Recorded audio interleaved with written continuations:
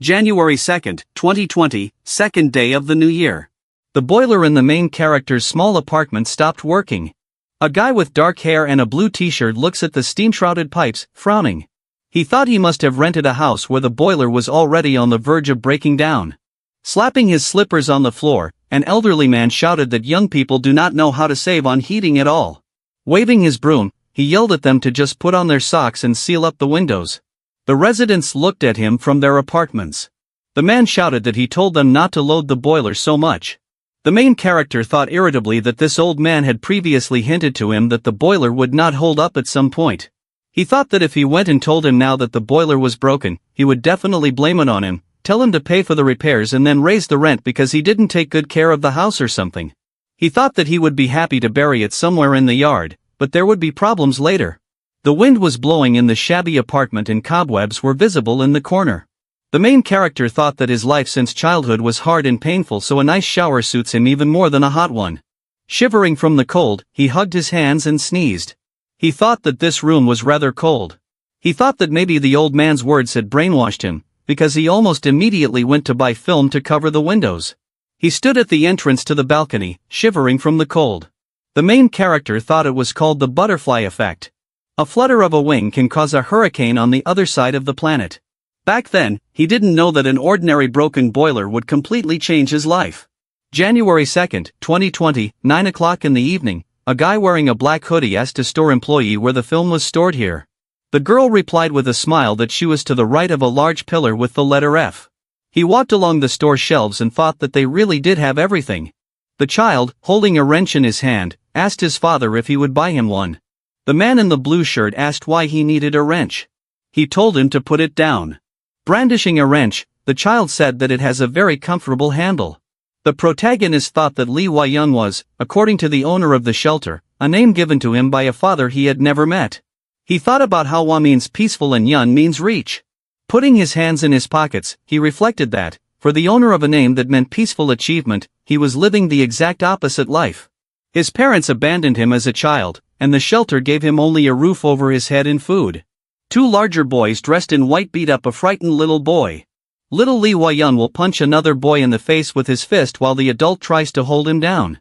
Lee Wai-young thought that this place had reinforced his belief that he should become stronger. He decided that money was the main source of power, so all he did was work, even in high school. Unfortunately, with poor educational success and no income, he could not count on anything but part-time work. Lee Wai-young, dressed in a courier's work clothes, gives the package to the customer. He gives him money in return, and the main character takes it, his eyes narrowing in displeasure.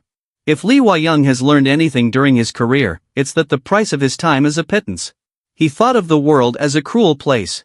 Lee Wai-young stands in front of a rack with a machete. Smiling, he picked up the machete in his hand and thought about how stylish it looked. The girl quietly asked the guy with the cart what was wrong with the main character, and why he was smiling with a machete in his hands. The guy said he didn't know and said he wouldn't go near him. Lee Wai-young's smile was reflected in the machete blade, and he thought that it brought back memories. When Lee Wai-young realized that his hard work wasn't worth 10,000 won even if he sold himself into slavery, and that orphans couldn't serve in the military, he became a mercenary and participated in countless wars around the world as a member of the First Squad. The First Squad is an international mercenary band made up of orphans and social outcasts. In other words, those who have nothing to lose. People like Lee Wai-young were given a bed, clothes, and money for the rest of their lives. He couldn't help but be grateful. They teamed up, getting rid of pirates in the seas and beheading terrorists on land. Sometimes, Lee Wai-young even participated in international wars to earn his own price. Putting her hands on the machete, the salesgirl said that it was worth 240,000 won. She asked him what he was buying it for. She explained that it was much more suitable for a collection than for logging or camping, and said she could show him more practical machetes. Lee Wai-young replied that it was fine and it suited him. He had been thinking about buying a new machete for a long time, because it was very blunt and it was enough for him to hold it in his hands to feel its power. The main character pointed his finger at the film behind the saleswoman and asked for 10 meters. The girl began to cut off the film with a stationary knife. The cut was rough and jagged.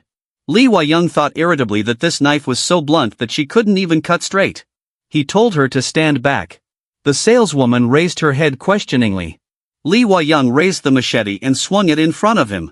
She stared at the neatly cut film in surprise. The main character turned around when he heard the noise. A crowd of people were bustling around something, saying that it was like someone was real. Someone asked me to take a picture with him. A huge shadow fell over the surprised people. Lee Wai-young's eyes widened in surprise. A small goblin with a knife jumped at the fleeing people.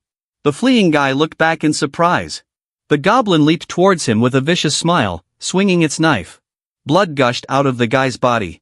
He fell to the ground dead, and the goblin crouched down in front of him. The main character paled in surprise and thought that he looked like a goblin from a video game. The goblin was devouring the corpse with an evil smile. He turned to Lee Wai-young with a bloody mouth. The main character recoiled in surprise. The goblin leaped at him, knife in hand. Lee Wai-young chopped off his head with a swing of the machete. He asked me what was going on here. Shopping center building. The floor of the trading floor was smeared with blood, and there were bodies and trash everywhere. A scream rang out. Lee Wai-young was breathing heavily, smeared with green blood. He was holding a machete. Frowning, he thought that the smell of blood was unbearable. When he heard the cry for help, he turned around. There were bloodied bodies on the floor. A few goblins are standing there, smiling maliciously. The woman covers the little girl, and they tremble in fright. She is frightened and asks for help. The main character swung his machete, cutting one of the goblins in half. The woman asked what was going on and where they were coming from. The little girl snuggled up to her chest in fright. The main character looked at them blankly. He looked down at his machete in exasperation and thought that with this blade, it was more of a crushing weapon than a cutting one. He decided that he needed to find something more suitable. His eyes widened in surprise. There was a huge crowd of goblins in front of him. Gritting his teeth and thrusting the machete forward, he thought that they weren't running out. The guys behind nothing let out a battle cry. Several guys are fighting goblins with improvised means. The guy in the black t-shirt hit the goblin's head with an axe. A guy with blue hair and red glasses was sitting in a corner, holding his head in his hands and shaking, begging God to save him. A chainsaw blade appeared in front of his face, and he raised his head. Lee Wai-young told him that this wasn't a dream and panicking wouldn't help.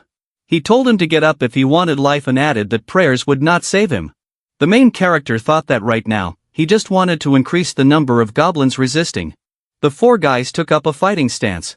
The guy in the black t-shirt is armed with an axe, the guy with blonde hair is armed with a nail gun, and the guy with glasses and the main character is armed with chainsaws. The bespectacled guy turned around when he saw the goblin approaching. He cut his head open with a chainsaw. Lee Wai-young turned to him and praised him with a smile.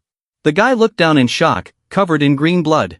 The main character thought that even if someone is weak in body and spirit, the instinct of self-preservation will give them the strength to survive. The guy in the gray shirt called them to look away. The black sphere was wrapped in a bright vortex of blue energy, shielding his face from the light with his hand. Lee Wai-young said that he was sure that the monsters were coming from there and they needed to destroy this thing. The guy in the gray shirt asked how they should do it. He said he didn't know. Two goblins emerged from the portal with vicious smiles. Among the shelves of the store, the bloodied bodies of humans and goblins lie on the floor. Lee Wai-young and a guy with glasses are hiding behind a display case.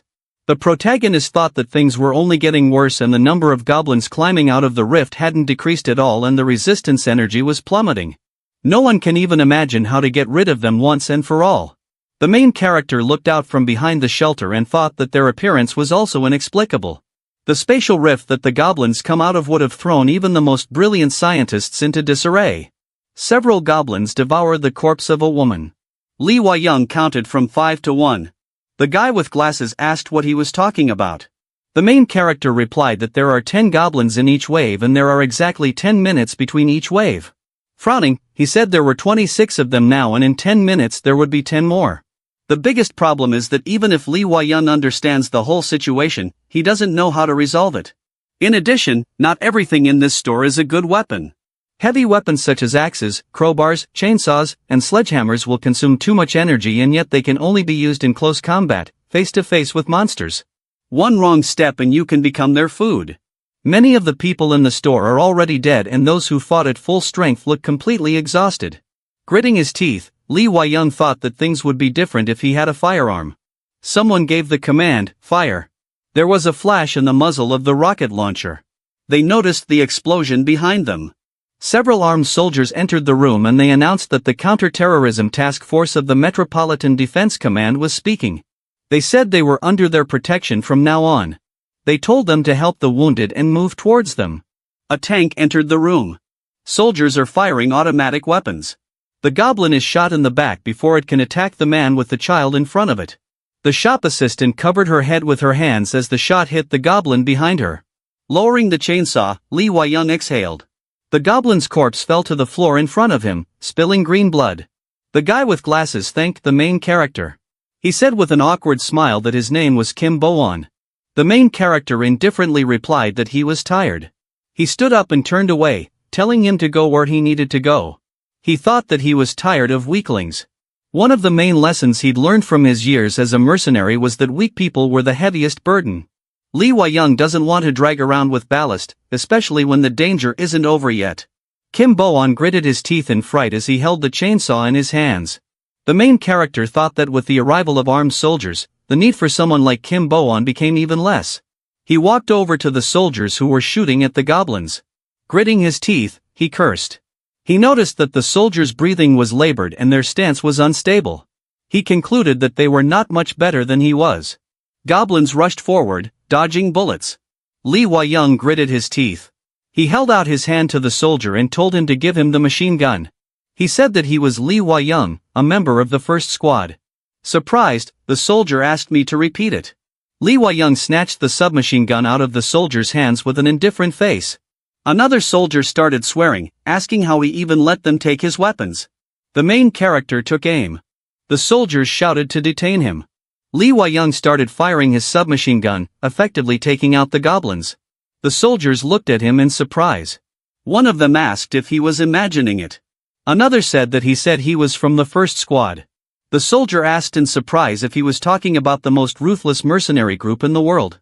Lee Wai-young was firing a submachine gun with an indifferent expression on his face. The shot hit the goblin in front of the boy and girl.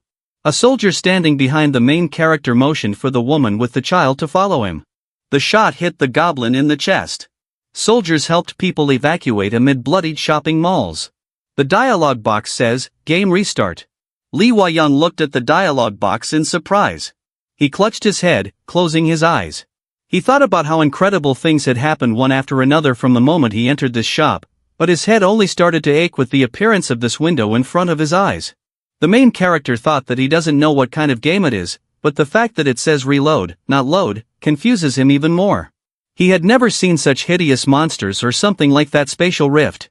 No one in this hardware store had ever seen anything like it. A monster's arm emerged from the rift. Turning away from the dialogue box, Lee Wai-young decided that trying to understand what was going on would be stupid.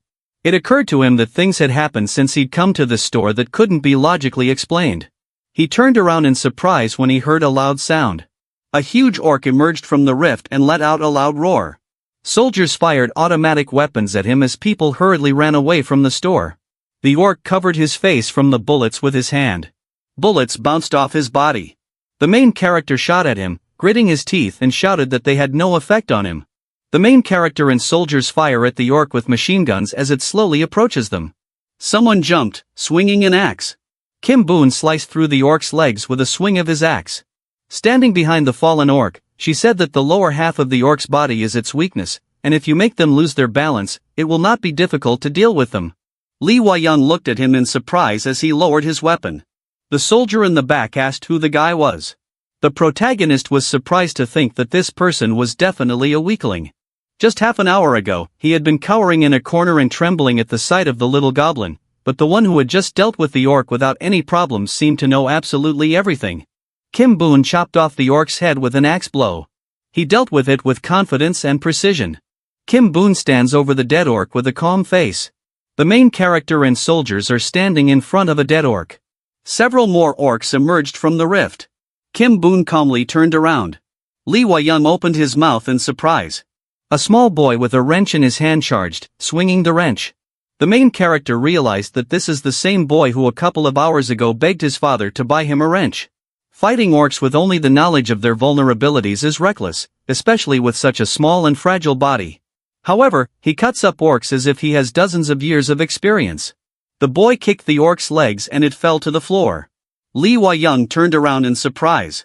The saleswoman was twirling the chain in the air like a lasso. He thought about how the employee who cut his film was acting the same way and killing orcs left and right, and only a cold calmness could be seen in her eyes. She swung the chain, and the orc fell forward, smashing his face into the ground. The man named Kim Boon, who was currently chopping down an orc with an axe, is the same guy who fell to his knees and prayed at the sight of a goblin. Like this boy who begged his dad like a normal child, like the employee who spoke to him with kindness and gentleness. The main character doesn't understand what's going on here. The soldier ordered a ceasefire. The people behind Li Huayang cheered that their prayers had been answered and they were saved.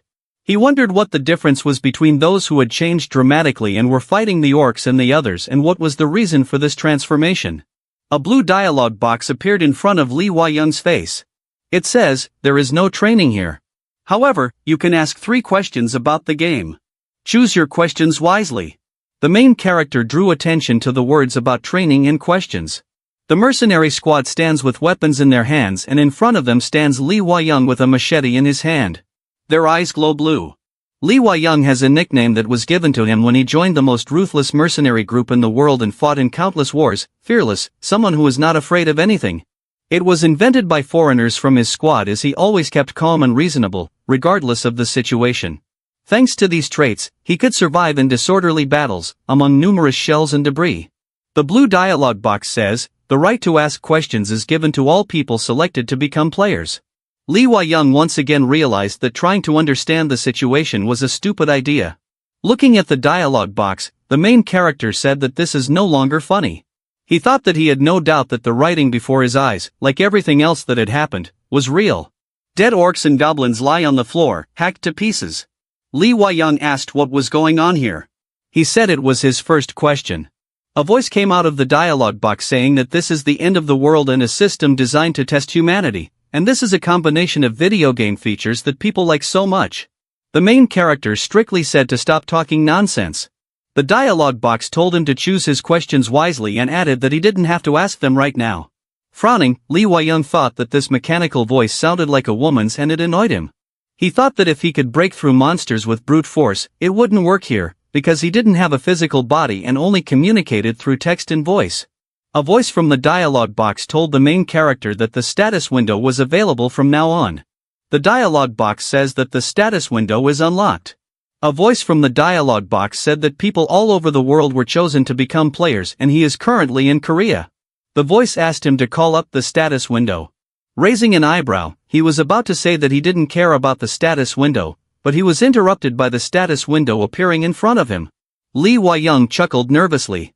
He thought it was getting more interesting and the delusional report about video games in the real world turned out to be true. The voice from the dialogue box said that this was proof that he had become a player and that there were gates all over the world. The voice said that these gates are connected to dungeons, but the main character interrupted him and asked if he understood correctly that he needed to train to cope with monsters and prevent humanity from dying out. He thought that as soon as the system mentioned video games, the situation became a little clearer, and instead of listening to him talk, he wanted to ask a more important question. A voice from the dialogue box told him that he was learning fast. Li Huayang asked why the boy, the employee, and the bespectacled guy had changed so dramatically. The voice replied that it didn't have an answer and suggested that they were just natural players. The main character wanted to say something, but the dialogue box turned red, making an incomprehensible sound, and it said, "Error." Li Huayang looked at the red dialogue box in surprise and asked what was going on. The red dialogue box says, Li Huayang is the only non-regressed player. To keep the balance in the game, this player will receive a unique skill. Search for a unique skill. The main character was surprised to ask about the fact that everyone regressed except him. To regress is to go back from the future to the past. This word is familiar to the main character because he has shouted many times in the middle of a brutal battlefield that he wants to take everything back. Li Huayang is on his knees in the middle of a bloody battlefield littered with corpses, shouting and holding up his palms. He thought that everything was getting clearer now from the message about the game being rebooted to how ordinary people dealt with orcs so easily. He remembered Kim Bo-on taking out an axe from a dead orc, a boy hitting the orc with a wrench, and a shop employee twisting a chain in the air. Li Huayang realized that all the system's nonsense was true, which meant that the report that he was the only player who didn't regress was probably also true. Gritting his teeth, he cursed and asked what the point was. It was at this point that he realized that everyone else had regressed. Looking at the blue dialogue box, Lee Hwa-young sighed and said that he would ask another question. The dialogue box says, "Search for a unique skill." The woman slapped the main character on the back and asked what he was doing. She told him to go and help the others fight because he was so good at it. Turning to her with a grim expression, he said that when there were monsters in front of her, she was afraid to make a sound, so it was better for her to keep quiet. The woman was frightened. He asked her if she had regressed. She asked in surprise what it was. Lee Hwa-young replied that it means going back to the past from the future. She asked him what he was talking about. The protagonist calmly raised his eyebrows. Thanks to her, he understood something else. After seeing the strange creatures that suddenly appeared in the system messages, he began to realize that only those who became players regressed. As if trying to prove that they are from the future, these players kill orcs by attacking only their weak spots, and Lee Hwa-young is the only one who doesn't know the future. He frowned and pointed, deciding not to jump to conclusions.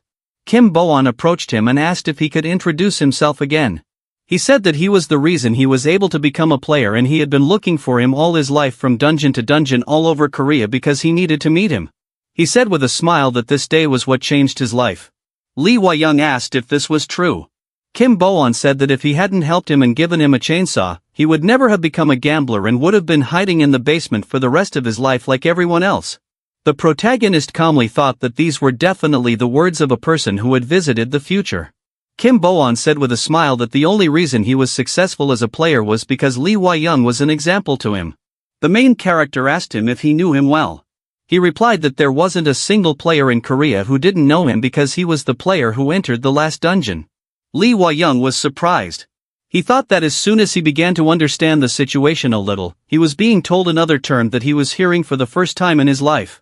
He started to say something and Kim Bo-won enthusiastically said that he was listening to him. Many admiring people gathered around him. The shop employee put her hand on her chest and said that it was a great honor to meet the player who entered the last dungeon, and she didn't know it back then. She said that she couldn't believe that the person she fought hand in hand with in the beginning was Lee Hwa-young. A boy with a wrench in his hand said that he would remember until the day he died how he entered the final dungeon, giving the middle finger to all the reporters. The protagonist thought about how all these people were fighting orcs. In other words, they are all regressed players. Kim Bo-won asked the main character to talk about what happened in the last dungeon. Lee Hwa-young noticed that they were always talking about a place called the last dungeon. A blue dialogue box appeared in front of his face. The dialogue box says, "Search for a unique skill completed. Please check the status window." The next blue dialogue box says, "Butterfly effect, first level. As the only one who has not regressed, you will earn extra points for each action you take that changes the future." Lee Hwa-young's eyes widened in surprise. He understands perfectly well what the butterfly effect is. He thought that the flutter of a butterfly's wing might cause a hurricane on the other side of the planet. Looking at the dialogue box, Lee Hwa-young thought about the extra points. A loud sound rang out, and everyone turned in the direction of the sound. Several orcs emerged from the rift. The regressors ran to attack. The main character with a calm face began to shoot from the machine gun and thought that just now the orcs had come running. Apart from the status window, after becoming a player, Lee Hwa-young started to see the name and level of the monster above his head. On the blue dialogue box above the orc was written, "Orc, second level." 2 shots hit the orc's head, pushing it back. The orc growled angrily, its eyes glowing red. The main character thought about the fact that bullets do almost no damage to orcs and firearms cannot penetrate their thick skin. Weapons that are not designed for combat only work against orcs because they are used by regressors. The regressors and orcs launched an attack on each other. Lee Hwa-young thought about how they had a clear understanding of the orcs' weaknesses, and they were aiming for the areas that weren't as strong as the rest of their bodies. The store employee threw the chain forward, wrapping it around the orc's leg. The main character does not shoot at orcs because the size of the cartridges is much smaller than the size of these hulks. Kim Bo-won will hit the orc in the leg with an axe. Even if the bullet did hit the orc's ligaments, the damage it would simply not be enough to disarm them. Lee Hwa-young handed the machine gun to the soldier. As he picked up the chainsaw from the floor, he thought that the power of regression was truly amazing. Looking ahead, he saw an axe. He raised the axe. The blue dialogue box says, "Unique skill butterfly effect activated. You changed the future, plus 1 extra point." The main character asked in surprise if he had changed the future. He laid the axe on the floor and picked up the drill. A blue dialog box appeared in front of him, which says, Unique Skill Butterfly Effect activated. You change the future, plus 1 extra point. The orc charged at him from behind. Li Huaiyang abruptly threw the axe at him. The axe struck the orc in the knee. It clattered to the floor. The main character ran up to him and swung the axe. With a blow of his axe, he chopped off the orc's head. The blue dialog box says, Unique Skill Butterfly Effect activated. You change the future, plus 1 extra point. While climbing it, the main character asked Kim Bowen if he had used an axe last time. He replied that he used a chainsaw. With a slight smile, Li Huaiyang thought that he understood now. If he does something that he didn't do in the past, it is considered a change in the future. He's not entirely sure, but it all seems to fit. What he is doing now must be the opposite of what he did in his previous life. Kim Bowen told him that he had single-handedly killed 3 orcs in the past. The main character asked how. Kim Bowen pointed to the side. There were buckets of solvent on the shelves, a substance that helps make solidified paint running again, and it also ignites very well. Grinning, Li Huaiyang said it was interesting. Looking at the buckets of solvent, he thought that he had the same idea as before to set the orcs on fire with solvent. This means that if Li Huaiyang kills the orcs without using solvent, the future will be different. Or, for example, he can use it to kill all of them or not kill any of them. He took 1 bucket from the shelf. The blue dialog box says, Unique Skill Butterfly Effect activated. You changed the future, plus 1 extra point. Exhausted players agreed to participate in the main character's plan. They immobilized the orcs by destroying their Achilles tendons or knee joints, after which he poured solvent on them and then set them on fire. The blue dialog box says, Unique Skill Butterfly Effect activated. You changed the future, plus 1 extra point. Level up, plus 3 extra points. Li Huaiyang stands surrounded by flames. He thought that now he was convinced. If he does the opposite of what he did in the past, he will get extra points. He thought he didn't know what they were for, but that wasn't new. He thought that even without allocating points to his stats, he could chop off orcs' heads without any problems. The blue dialog boxes say, Brave Newbie Achievement received. This achievement is given to players who complete the hunt without spending extra points. For getting this achievement, you will receive a skill. Armor, first level, strengthens the player's defense. The strength of the armor is proportional to the strength characteristic of the player. Li Huaiyang raised his eyebrows in surprise as he looked at the dialog box. Blue energy enveloped him. His hands turned black. Looking down at his hands, he asked what they were. The guy gritted his teeth, cursed softly, and said that he thought he was going to get this skill this time. The girl with the metal pipe frowned and quietly asked when he even managed to get it. Turning to them, the main character asked what was wrong and if it was a problem that he got this skill. The guy and the girl were scared. The girl frowned and said that it was a problem because he was using it to crush the whole of Korea. The guy gritted his teeth and said he couldn't believe he'd missed out on getting it. Calmly raising his eyebrows, Li Huaiyang thought that it must have been his skill in the past, at least judging from the fact that the butterfly effect wasn't activated. The future only changes if he does something new, but the skill didn't activate when he got Brave Newbie in armor. The rift began to glow with purple energy. Kim Bowen, who was standing behind the main character, was looking at him with a cold gaze. They are facing a fault. The blue dialog box says, Orc and Goblin Dungeon. Goblins, 11. Orkov, 8. Maximum number of players, 4. Dungeon difficulty, D. Li Huaiyang thought that the goal of this game was definitely to destroy the human race.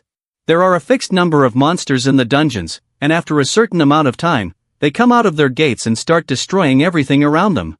He remembered Kim Bowen saying that there were 10 goblins in each wave, and there were exactly 10 minutes between each wave. He remembered the monsters coming out of the gate. He thought that this gate connected these dungeons full of monsters to the ground. Li Huaiyang thought that there was only one way to break them. He said that they needed to kill all the monsters as soon as possible. He thought that the number of monsters in the dungeon and the maximum number of players that can enter it are listed in the dungeon information. The difficulty of a dungeon is also important, as it shows how rare skills and items can be obtained in it. Li Huaiyang said that the difficulty of this dungeon means that there won't be anything higher than rare. Looking at the dialogue box, he thought that he had a reason to go there anyway. He wants to test something, or rather, test the stats he's gained in the newfound armor skill. He thought that since he had no information about the world, unlike the others, he needed a more obvious power, because the real power is physical power. The blue dialog box said, armor, first level, strengthens the player's defense. The strength of the armor is proportional to the strength characteristic of the player. Extra points, 15. The main character decided to invest all his points in strength. The dialogue box says, force, 16. He thought that he had defeated countless goblins and knew the weaknesses of the orcs, but he knew nothing about other dangers, so he would try out his abilities exactly where he would be almost completely safe. Li Huaiyang went inside the portal. Kim Bo-on, looking at her, thought that perhaps Li Huaiyang had gained something here in his previous life. The main character, a guy with a chainsaw, Kim Bo-on and a girl with a metal pipe came out of the portal. They walk forward, looking around. A goblin looks at them from around the corners, grinning maliciously. They turned when they saw him. The goblin's charge hit them. The goblin bit the main character's arm. His jaw dropped in surprise. Li Huaiyang looked at him calmly. The blue dialogue box said, armor activated.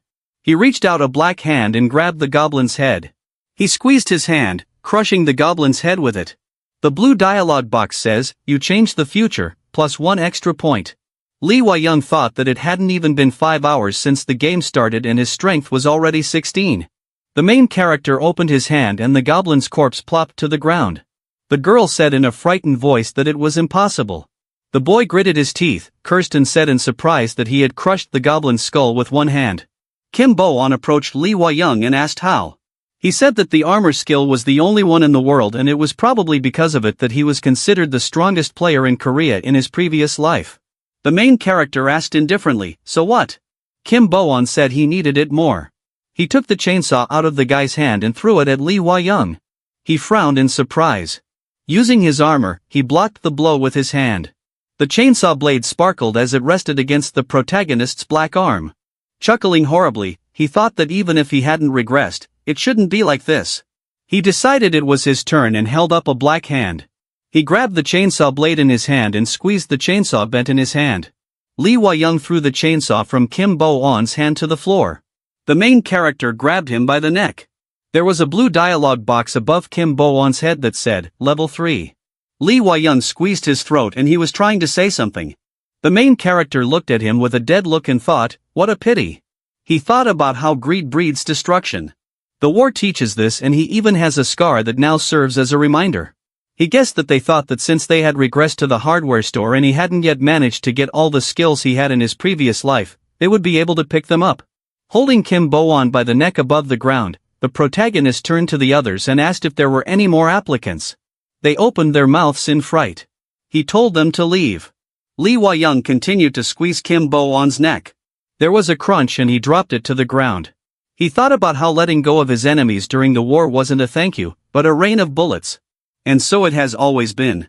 Li Huaiyang said that now that it started, the law doesn't mean anything. He thought that he knew very well that letting his emotions get in the way of dealing with those who had threatened his life at least once was unacceptable. He looked at the boy and girl and gave them a threatening look and told them to get out of his sight if they valued their lives. Li Huaiyang thought about how cruel this game is because the inventory window appears above the deceased player to make it easier to pick up their items. A blue inventory dialogue box appeared above Kim Bo-on's body.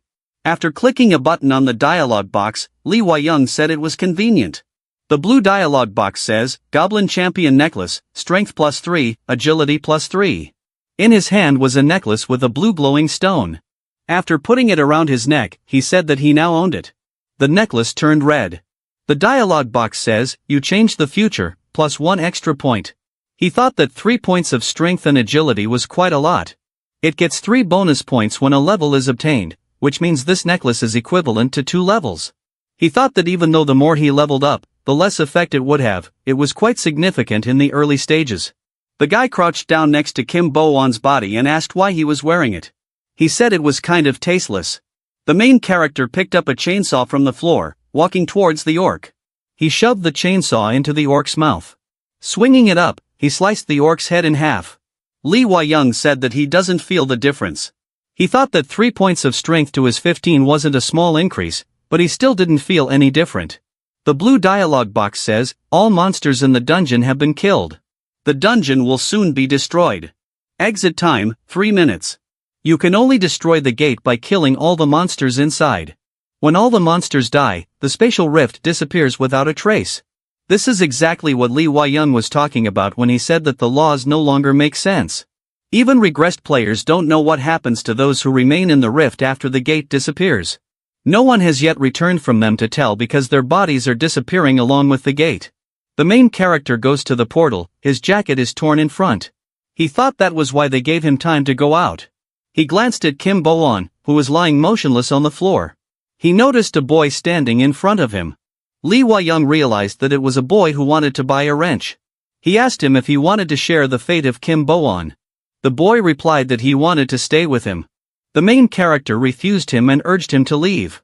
The boy begged him to let him follow him. Lee Wai-young frowned, grabbing him by the shoulders and telling him to stop. The main character clicked on a dialog box with a status window. The blue dialog box says, Strength, 25 plus 3.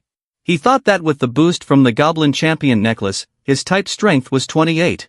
He now had more power than a level 9 player who had invested all the points in it. When he noticed the boy crying, he said he told him to stop. The boy was crying, clutching his t-shirt. Pressing a hand to his chest, he told him that they had regressed 10 years into the past. Lee Wai-young told him not to whine and be a man. Clenching his fists in front of him, the boy shouted that even in 10 years his life will not change and he wants to be a hero for once, so he asks him about it. He shouted that he wanted to be the hero's assistant. Grinning, Lee Wai-young said that he was a funny guy. He thought that his name was Kim Min-soo and the only reason he was interested in him was because he knew the future 10 years in advance. Kim Min-soo clenched his fists and said that he wanted his life to mean something and asked him to help with it. He said he wouldn't disgrace his name. When Kim Min-soo regressed, he hoped to change his life for the better. Unfortunately for him, it wasn't just him who regressed, which means that nothing can be changed. This is an ordinary player who kills monsters and clears small dungeons for 10 years. It seems to him that being a psychic of the main character of Korea will be better. With a grin, Lee Wai-young thought that he felt like he wasn't far off the mark and that his head was working. They exit the portal. The main character asks that he does not want to just be a henchman. Kim Min-soo replied with a smile that when he became the world's top man, he would be his right-hand man. He said that he is number one and he commands everything. Lee Wai-young said that he needed to see if it would be of any use. He asked him to name 10 people he would meet in the future, their names, faces, and levels. He added that it doesn't matter to him whether they are friends or enemies and he needs this information. Kim Min-soo said he understood. The main character with a gloomy look told him not to even think about deceiving him and that his age would not stop him. He told him to call him when he was done. They exchanged phone numbers. Kim Min-soo ran out of the building happily. Lee Wai-young smiled and said that he was really funny. 3 days have passed since the regression of all players. At first, the players hid the fact of regression. There are many reasons. For example, they could easily be considered crazy. Just the appearance of monsters is not enough to make people believe in time travel as well. Also, the regressors wanted to live a different life than the last one. Therefore, they did not want to share information about the future. Monsters are raging in the city. Regressors felt that regression was a great chance to change their lives as the main character of the novel would have done. However, the fact that everyone regressed made becoming the main character a pipe dream. News and social networks are full of information about the game. The headlines read, Regressors, people from the future. The stock market is on edge. Don't believe scammers who pretend to be regressors. Who will be elected president in 2024? About the last dungeon in 2030, the sports betting industry is temporarily shutting down. Chief Executive Officer of one of the companies, too many people know the results of the game. This isn't profitable for us. The blue dialog box says, you change the future. Plus 1 extra point, the main character is sitting on the couch and watching TV. The man on the TV introduced himself as Yoon Moon-young. He said that there was a catastrophe of unprecedented proportions, the whole world turned into a game, and with its onset, all players regressed. He said that they will discuss it today and with them today is Lee Dong-guk, director of the Asia-Pacific Players Association. He greeted him. Lee Dong-guk greeted him back. The host said that many players are now in turmoil and those who have not awakened as a player are particularly susceptible to this feeling. He asked if he could explain to them what the phenomenon was. Lee Dong-guk responded that for ordinary people who didn't become players, this situation became much better with the fact of regression. He said that just because the players protecting them from the monsters had regressed, it meant that they would be able to gain strength much faster. He said that with the protection of players, their lives will not change much and he believes there is absolutely nothing to worry about. He added that the only problem may be players demanding money for information about the future and otherwise there is nothing that needs to be mentioned. The host said that, in other words, the ability of players to become stronger is a plus for humanity. He asked why this was happening, why the players were regressing, and what happened in the last dungeon. Lee Wai-young noticed the mention of the last dungeon. Lee Dong-guk replied that many people wonder if the players regressed because of what happened in the last dungeon and this question is no doubt justified. He added that the regression occurred 3 hours after 21 of the chosen players from all over the world entered the dungeon. The main character said that it turns out that after 10 years, the last dungeon appears in 3 hours after 21 people enter it, all players regressed. The host said that the last dungeon might be the end of this game. He asked me what had happened there. We're calling that Lee Dong-guk, director of the Asia-Pacific Players Association, is with them today. He said that they will continue after the commercial break. Lee Wai-young cursed. Grinning, he asked about the strongest player. Listening to their conversation, he finally understood why the players in the construction shop called him the childish word hero. He was looking out the window. The blue dialogue box says, "You changed the future." Plus 1 extra point, Lee Wai-young noticed that he was given a point for the film. He thought that perhaps in his previous life, he hadn't even bothered to prepare the windows for winter. Lee Wai-young thought that almost everything he did here gave him extra points and it seemed like he hadn't returned home at this time in his previous life. He got 1 point each for drinking water and sitting on the couch. He'll think he doesn't have time to catch his breath. The blue dialogue box says, extra points, 37. He thought that the number of points accumulated could not but please. He asked how he was able to become the strongest player in Korea and enter the last dungeon without this unbalanced skill. Grinning, he thought that the reason he was interested was not just curiosity but anticipation. As a child, Lee Wai-young learned that the weak always give up to the strong. Thanks to this, he also realized that he needed to become the strongest one. He remembered 2 guys grabbing him by the collar in the alley. The main character chose money as the source of power and later sold his life to countless wars to increase his value. Even in a world where the concept of a better person didn't exist, he wanted to be one. He thought that now there was such a title after all. The TV reporter was happily counting down from 5 to 1. He happily pointed his finger at 3 statues and said that they were statues of players Lee Wai-young, Park Moo-sun, and Choi Chul-sundae. He explained that they entered the last dungeon as representatives of Korea. The crowd cheered loudly. Lee Wai-young was petrified in surprise. When he saw his statue on the TV screen, he said it was him. As he gripped the TV screen with his hands, he thought about what those statues had done just 3 days after all the players regressed and apparently, in his previous life, he really was an incredible player. Among the mercenaries, it was the most expensive, but that didn't mean anything, because a consumable is still a consumable. It didn't bother him, because he was only doing it for the money. However, now he sees that a cult is practically being built around him. The reporter said that the fact that after the representatives of each state entered the last dungeon, all the other players regressed means that something happened inside. He asked if they should ask the 3 Korean players, Lee Wai-young, Park Moo-sun, and Choi Chul-sun, about what happened there. He said they were there, so they should know. Lee Wai-young said that he was curious himself. The voice on the TV said that all 3 of them were now in hiding. The reporter asked if people who should be revered as heroes had disappeared without a trace. The voice said it was just like that. He said that these are the people who entered the last dungeon at the end of the game, in other words, the strongest players in Korea. When they entered the last dungeon, they were filled to the brim with unique items and skills, which means that now that they are back in the present, only they know the location of these unique and legendary items and skills. The host asked if they were hiding for their own safety. The man replied that it was true, and other players also want to get these items and skills because their strength corresponds to their rarity.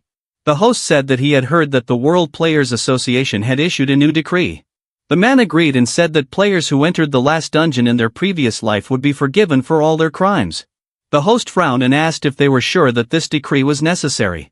The man replied that players from different countries still need to follow the laws of their respective countries, and this rule was established by the World Players Association, but another provision was added to the law. He said to talk about the reason for this.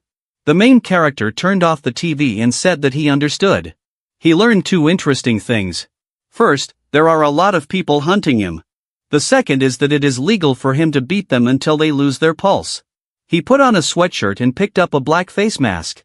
The blue dialogue box in front of him said that he had changed the future and received an extra point. Wearing a mask over his face and a hood over his head, Lee Wai-young runs down the city street. He thought about how no matter how much he thought about it, he didn't have a single reason to go to Gwanghwamun Square in his previous life, and since he didn't do it in his previous life, just going there would change the future. And, as if to confirm his words, system notifications pop up with each completed step. There are 2 blue dialogue boxes in front of it. One has a status window and the other says, Special Skill, Butterfly Effect, First Level. The blue dialogue boxes say, additional points have been applied to the Dexterity attribute. Dexterity, 55. Lee Wai-young pushed off the ground and exhaled. He thought that the unwritten rules about spending extra points, such as that strength is the best stat for early play, or that those who spend mana quickly should spend it, meant nothing to him, because he was gaining points at a completely different rate from the rest of the players. The main character quickly runs along the street. It occurred to him that the usual rules simply didn't apply to him. Lee Wai-young jumped from the roof of a building. He landed flat on his feet. He looked ahead, his eyes glowing red. Lee Wai-young stands in the square amid a crowd of people. He looked at his statue, which says, Shadow of Death, Lee Wai-young. Adjusting the brim of his cap, he said he couldn't believe it. If being chosen to enter the last dungeon is so significant, as they said on TV, the main character assumed that he would be recognized, so he had to prepare. He doesn't want to attract too much attention, and all he needs right now is information about his future. When he was a mercenary, he kept appearing on TV to increase his value, but that's beside the point now. He thought that everyone was thinking the same thing. Regressed players will not hide their desires from him. They want to get information from him, and they think he has it. However, this is not the case because it has not regressed. They don't know that, and they don't know something else. He had a new power that he didn't have in his previous life. Kim Bo-on was one of them. In any case, Lee Wai-young was now the target of the greed-blinded players. The main character narrowed his eyes with distaste. The players in the square were armed. Most likely, their goal is simply to attract attention. They could put it away in the inventory. With the title of heroes who will save the world from monsters, players also gained fame. Lee Wai-young thought that if he took off his mask in front of them, this place would become a slaughterhouse, but he needed other players. He had seen these 3 statues being worshipped on the TV broadcast. He thought that to these people, he was something like a deity. They wouldn't do it if they didn't know anything about him, no matter how exaggerated the stories are, but unlike the broadcast, he doesn't see them here. The statue of a man with a cloak draped over his shoulders reads, We are here to save humanity. Thank you for all your support. The King of Poisons, Choi Chul Sunday. On the statue of a guy leaning his hands on his sword, it says, We'll go in there and end this game once and for all. The Emperor of the Sword, Park Mu-sung. The statue of Lee Wai-young had 2 horizontal lines and 1 vertical line, meaning the middle finger, and was written, Shadow of Death, Lee Wai-young. Folding his arms across his chest, Lee Wai-young shook his head at the words about the Shadow of Death. He saw the guy with the mace blow his statue's head off. The blue dialogue box said, You changed the future, plus 1 extra point. The guy wearing a white jacket grinned viciously. It landed in front of the protagonist, and the statue's head fell to the ground. He put the weapon away in the dialogue box. Lee Wai-young looked at him calmly. The guy grinned. They stand facing each other in a cloud of dust. Turning around, the guy started running away from him. Lee Wai-young thought that now that his agility was more than 50 points, controlling his speed wasn't so easy. The blue dialogue box says, You changed the future, plus 1 extra point. He ran after the guy. They run through the streets. Lee Wai-young grabbed the boy's neck. He held it up off the ground and asked if he knew it. With a sinister smile, the main character said that this means that he knows where he started running off to. The boy tried to draw his weapon, but Lee Wai-young grabbed his arm and told him not to even think about it. He snatched the mace out of his hands, thanking him and saying that he would need it. The blue dialogue box says, You changed the future, plus 1 extra point. The blue dialogue box says, Mace of the Orc Champion. Chance to stun the enemy 25%, plus 30 damage, plus 10 strength. Lee Wai-young asked who he works for. He thought that he was definitely from the guild, because it was impossible to get a rare weapon while being a loner and even in 5 days. He squeezed his neck and asked if he had watched the interview. He recalled that it was an interview with the director of the World Players Association and asked if he remembered what he said. He said that if he tried any tricks, he wouldn't even have a bloodstain left. The guy laughed nervously and demanded to let him go. Lee Wai-young said with a grim face that he had 10 seconds. He asked who he was and where he came from. Startled, the boy replied that he was Kim Chang-bai from the General Guild. Lee Wai-young told him to continue. After that, Kim Chang-bai finally gave up. The main character asked about Lee Wai-young's project. He thought that according to him, Lee Wai-young's project was the name of the General Guild's operation, the essence of which was to take over all the skills and items that he had collected in his previous life. He asked what would come first and said that if he didn't want to feed himself worms, he'd better talk. Kim Chang-bai said in a frightened voice that it was stealth. He apologized and asked me not to kill him. He said it would be in 3 days at the gate to the werewolf dungeon. Lee Wai-young told him to tell me more. The guy said that the werewolf dungeon where Lee Wai-young obtained the rare stealth skill would be opened in 3 days. He asked how they knew all this. Kim Chang-bai thought about why he was asking something that he knew about. He said he didn't know where they got this information from, but it was reliable. He shouted that he knew because it was his skill. Lee Wai-young asked how they were going to steal all of his skills. Kim Chang-bai said that 3 days before the dungeon opens, about 100 players will be on full alert and they are confident that he will come for the skill that he had in the past. The main character thought that it would not be easy to face 100 regressed players. He frowned, thinking. The dialogue box says, "You changed the future." Plus 1 extra point, Kim Min-soo soon arrived. He said Kim Chang-bai was lying and asked if he could just kill him. Lee Wai-young said that they would first listen to what he collected and then make a decision. Kim Min-soo said that the nobodies from the General Guild are targeting the stealth skill. With a smile, the protagonist turned to Kim Chang-bai and said that one of them was lying. The blue dialogue box says, "You changed the future." Plus 1 extra point. He thought that Kim Chang-bai and Kim Min-soo were talking about the same thing and he could only listen and compare their information. Kim Chang-bai shouted that the werewolf dungeon would open tomorrow. The blue dialogue box says, "You changed the future." Plus 1 extra point. Lee Wai-young smiled and asked him what that meant. Pointing his finger at Kim Min-soo, Kim Chang-bai said that he was lying. He asked if he was ill.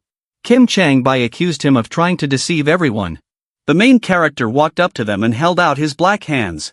He grabbed them by the neck, lifting them off the ground, and told them to prove their case one by one. Kim Min-soo took out his phone from his pocket and showed it to Lee Wai-young. The phone screen says, "Still no news about Lee Wai-young. Will he show up at the werewolf dungeon on January 7th? The main character said that the 7th of January is tomorrow. Kim Min-soo nodded in satisfaction. Looking at his phone, Kim Min-soo said that the werewolf dungeon appeared in the first days of the game, and due to the characteristics of werewolves, it was quite difficult for beginners to kill them.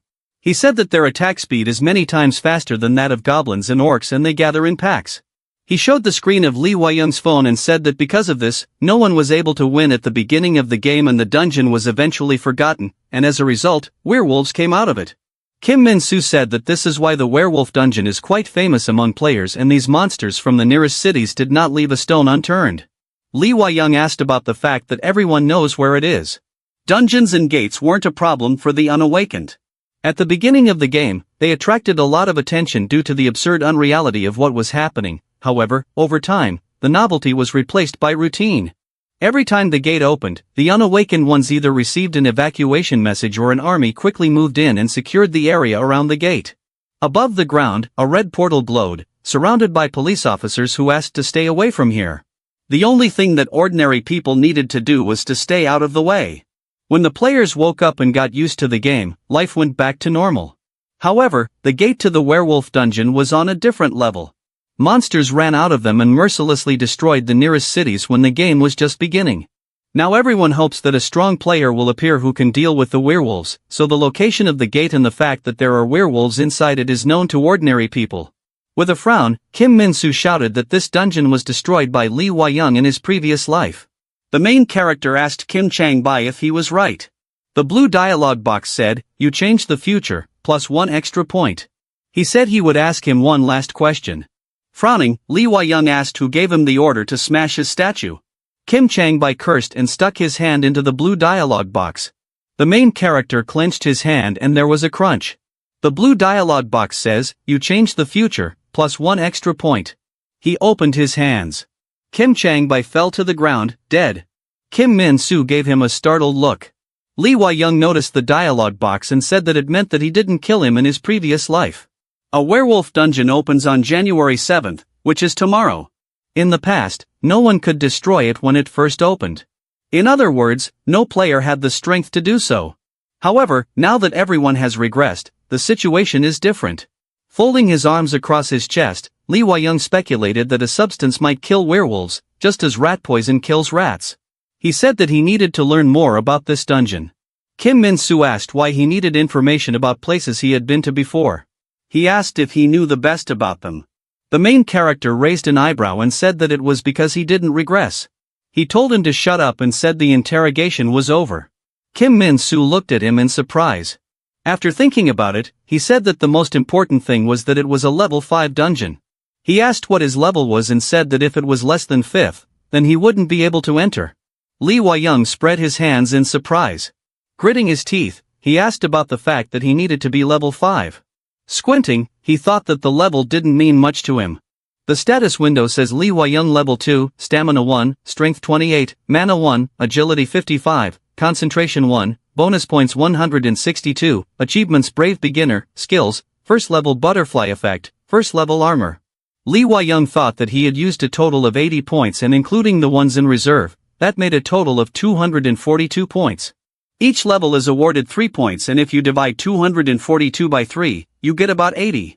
The main character felt that his stats were now at the level of a level 80 player. Kim Min-soo spread his hands and said that even at his current level, it would be difficult for him to kill werewolves. He added that other players won't just stand by and watch either. With a frown, Li Huaiyang said that the problem was the level. He thought that even with such stats, he couldn't enter the dungeon because his actual level was lower than that of the werewolves. He told Kim Min-soo to show him where he could level up. Raising his hand, he replied that only the orc and goblin gates were open now and new gates would open over time, just like the werewolf gate tomorrow. He added that only 4 days have passed since the start of the game. The main character asked about goblins and orcs. Kim Min-soo said that monsters like goblins and orcs are usually not interesting to him. Raising his eyebrows, Li Huaiyang said that they were cute. The blue dialogue box says, additional points have been applied to the strength attribute. Strength 190. The main character clenched a black hand wrapped in a blue aura. The blue dialogue box says, armor, first level, enhances and strengthens the player's body. The strength of the armor is proportional to the strength characteristic of the player. Wrapped in a blue aura, he asked Kim Min-soo if anyone in his past life had broken through his armor. Spreading his hands, he said that he didn't know because they didn't always go together. He said that he could definitely tell that the title on his statue, Shadow of Death, was given because of the armor. Li Huaiyang said it was kind of childish. Across from them were a few goblins who were smiling maliciously. By increasing the strength stat, Li Huaiyang not only increased his physical strength but also the strength of his armor. He leaped forward, breaking the floor beneath him. Kim Min-soo covered his face with his hands. The blue dialogue box says, Dexterity, 55. The main character jumped on the goblins, swinging a black hand. He crushed the goblin's head to the ground with his hand. The blue dialogue box says, you change the future, plus 1 extra point. The main character thought that with his strength and agility, they didn't stand a chance. He punched the other goblin in the face with a calm face. The blue dialogue box says, you change the future, plus 1 extra point. Leaning his foot on a dead goblin, Li Huaiyang said that he recently saw something on the internet. He asked what a skill stone was. He added that if he swallowed one, they would give him a skill.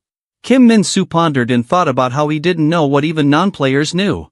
He asked if he really hadn't regressed, unlike them. He thought that he was too strong for a non-regressor. Li Huaiyang irritably shouted at him to just answer the question. Kim Min-soo was scared. He said that the skill stone is literally a stone that has a skill in it and it is located near the monster's heart. He said that the skill stones are about half the size of a human fist and the color of their glow indicates what class the skill is inside, white normal, purple rare, yellow unique, red legendary. Kim Min-soo said that stealth, which is rumored to be in the werewolf dungeon, is a rare skill and its gem will glow purple. Li Huaiyang raised an eyebrow and asked what the skill class meant. Kim Min-soo replied that, in short, different classes show how many copies of each skill exist and rare and lower skills have more copies. He explained that, for example, there are several stealth stones in the world, so even if you get it in the werewolf dungeon, someone in the world will also have one. The blue dialogue box says, Stealth Skill Gem. The main character asked if this means that the stones of the legendary and unique classes are one at a time. Kim Min-soo held up his index finger and smiled, saying that it was true and skills also have levels. He explained that the higher the level, the stronger the skill and various effects can be added to them. Lee Wai-young asked what about the unique skills. Kim Min-soo's eyes widened in surprise. He asked what unique skills were. The main character asked if he knew about the unique skills. Lee Wai-young looked at the blue dialogue box that said, Butterfly Effect, First Level. As the only one who has not regressed, you will earn extra points for each action you take that changes the future.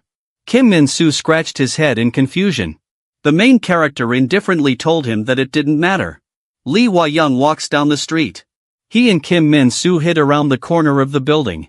Above the main character's head is written, Lee Wai-young, Level 5. Kim Min-soo asked what their plan was. Pointing his finger at the square, Lee Wai-young said that he would do everything himself. He told him to go there and find out what they were going to do and tell him if there was anything interesting. Kim Min-soo nodded with glowing eyes. The main character thought that he directly exuded loyalty. He thought that the gate of the werewolf dungeon would soon appear here, and seeing 100 players from the general guild waiting for Lee Wai-young to appear, he realized that Kim Chang-bai wasn't lying about everything. The first point of Lee Wai-young's plan is to enter the gate as soon as it appears. A limited number of players can enter the dungeon and the number for each is different. According to Kim Min-soo, only 5 people can enter the werewolf dungeon. He thought that he needed to enter before the 5-player limit was exhausted, and if it didn't work out, then those people would kill the werewolves and get the stone. Lee Wai-young looked at the watch on his wrist and said that there were 7 minutes left. A voice in the crowd shouted that this was where Lee Wai-young obtained the rare stealth skill in his previous life. The blonde-haired guy raised his fist and shouted that the gate would open in 5 minutes and that today would be the day when the general guild would take the lead. He shouted that they were using Lee Wai-young's skill to leave an even bigger mark on history than he did. The crowd cheered. He shouted that Lee Wai-young hadn't shown up yet and told them not to let their guard down because they didn't know when he was coming. Grinning, he thought that he was already here. On the dialogue box in front of him was written, the gate will appear in 30 seconds. Werewolf Dungeon, Level 5. There are a maximum of 25 werewolves. Number of players, 5. Dungeon difficulty, a crowd of people with dialogue boxes in front of them counted from 10 to 1. When they counted, a huge red gate appeared in front of them. The guy urged them to go ahead and make history. The guy waved to his friend and said that he would be back soon. The guy in the black shirt said that these werewolves were nothing to them, the regressors. The yellow-haired guy shouted at him not to die in the dungeon. They turned around and saw Lee Wai-young running towards the gate. When they recognized him, they took up arms and attacked him. Someone shouted that Lee Wai-young was here and ordered him to contact the headquarters. The main character thought that only 5 days had passed since the regression of all players, and if you think logically, a person with agility above 50 could not appear, but he does not care about logic. Lee Wai-young quickly ran past the armed men. One person in the crowd asked why he was so fast. Another exclaimed that such dexterity simply could not exist. Another voice urged them to run after him and not stand still. The main character ran into the portal, and in front of the guy who was chasing him, a red dialogue box appeared on which it was written, the limit of players is exhausted. You can't log in. Kim Min-soo opened his mouth in surprise. Lee Wai-young and a few people are standing in the night forest. They look at the main character in fright, and someone said his name. He thought that having them all regressed was quite convenient because they knew who he was and he didn't even have to explain anything. Lee Wai-young smiled calmly and said, exactly. Blue dialogue boxes appeared next to the guys, and the guy with blue hair told everyone to be ready. They stuck their hands into the blue dialogue boxes.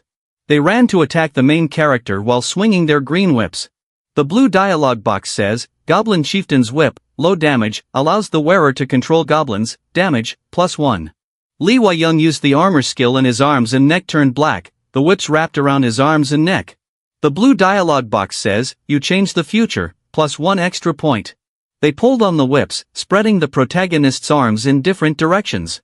The guy with the blue hair was looking at the blue dialogue box. He took out the net.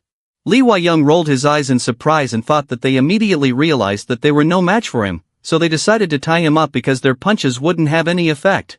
Grinning, he noted that this was a good plan and thought that they were trying very nicely. Lee Wai-young knelt down next to the bound guys wrapped in the net. He said with a grin that it was a good try and it was a pity that it didn't work out. He turned as the snarling wolf approached. Several evil black wolves approached him. Lee Wai-young asked why they were so angry. The wolf's eyes glowed red and saliva was coming out of its mouth. The main character asked if this was normal for them. He asked the guys if they would like to be a snack for them. They pleaded with him, saying what they didn't want and just did as they were told. With a serious face, he asked them who. The wolves growled angrily. They launched an attack on Lee Wai-young. The blue-haired guy said in a frightened voice that Lee Wai-young was trapped. The guy in the black shirt said the werewolves had caught him. The guy with the blue hair sighed and said that it looked like they were going to die like this. The wolves attacked the main character, who was lying on the ground. One of the wolves twitched. Lee Wai-young rose to his feet, holding up a black fist. The wolves scattered. The blue dialogue box says, "You changed the future, plus 1 extra point." The main character exhaled. The 2 blue dialogue boxes say, "You changed the future, plus 1 extra point." The guys ask in surprise how this is possible. Lee Wai-young said that he had to remember it once, and it seems that this also applies to them. He stood with a bloody black hand, surrounded by wolves. A bloodied wolf lay on the ground. Like wolves, dogs have elongated muzzles. Dogs and wolves are very similar. If you grab a dog by the muzzle and close its jaw, it will think that you are stronger. Lee Wai-young found out about this a few years ago on a mission to track down smugglers. After being bitten by a guard dog, he grabbed its muzzle with one hand and looked it straight in the eye. He never tried to attack him again. Lee Wai-young thought that he had spared the dog back then, but they weren't animals, they were monsters. The wolf leapt at him, snarling and snarling. The main character squeezed the wolf's mouth with his hands and decided to put more strength into the grip and turn their muzzles into a mess. He crushed the wolf's face with his hands, spilling blood. The boys looked at him in shock, amazed at his strength. Lee Wai-young thought that unlike goblins and orcs, werewolves had strong bones. He punched the wolf in the face. They thought that since they had regressed, they knew exactly the difference in physical strength between a level 2 orc and a level 5 werewolf, and Lee Wai-young's strength was beyond the limit. Several wolves are looking at the main character surrounded by dead wolves. The guy in the black shirt asked why he didn't kill everyone. The main character calmly replied that he didn't need the gate to disappear just yet. When all the monsters die, the dungeon collapses and the gate disappears. Lee Wai-young is going to get out of this dungeon as soon as he finds the werewolf with the skill stone, because the general guild players are waiting for him outside. He remembered the guy who commanded the rest of the crowd. If the gate disappeared, they would know that he had killed all the werewolves and taken the skill stone, and they would definitely want to turn Korea upside down to find it. To avoid this trouble, Lee Wai-young decided not to kill all the werewolves, but to quietly slip through the gate. 2 wolves with bloody mouths growl angrily. 3 wolves rushed to attack the main character. He looked at them with a calm face and said that it wouldn't be enough. It disappeared in front of their eyes and was behind them, hitting the 3 wolves. Whimpering, they fell to the ground. Lee Wai-young walked up to the terrified guys and addressed them. After the game began, rifts in space and time opened up all over the earth, and monsters rained down from these rifts, causing irreparable damage to civilization. Everyone knew that this was the end of humanity. To deal with this destructive force, a game system was introduced. In order to stop the apocalypse, you need to kill all the monsters in all the dungeons. Apart from a small group of fanatics, there are almost no religious people left. A man in a black hoodie shouts that they accept the will of the Lord and realize the mistakes of humanity and asks them to stop this game. People in green robes, hands folded, repeat after him. They shout that they believe the goblins are little messengers of God. Lee Wai-young thought that it was impossible for God or Buddha to send monsters that were only seen in games before. And while people didn't know what to believe, a new faith emerged in the form of guilds. The crowd cheers on the men with swords who got out of the car. Someone is shouting that the common guild is their only savior in this world. Lee Wai-young thought that he was right when he said the word faith. In addition to fans, they also have parishioners. This way, there was nothing stopping the guilds from getting bigger and bigger.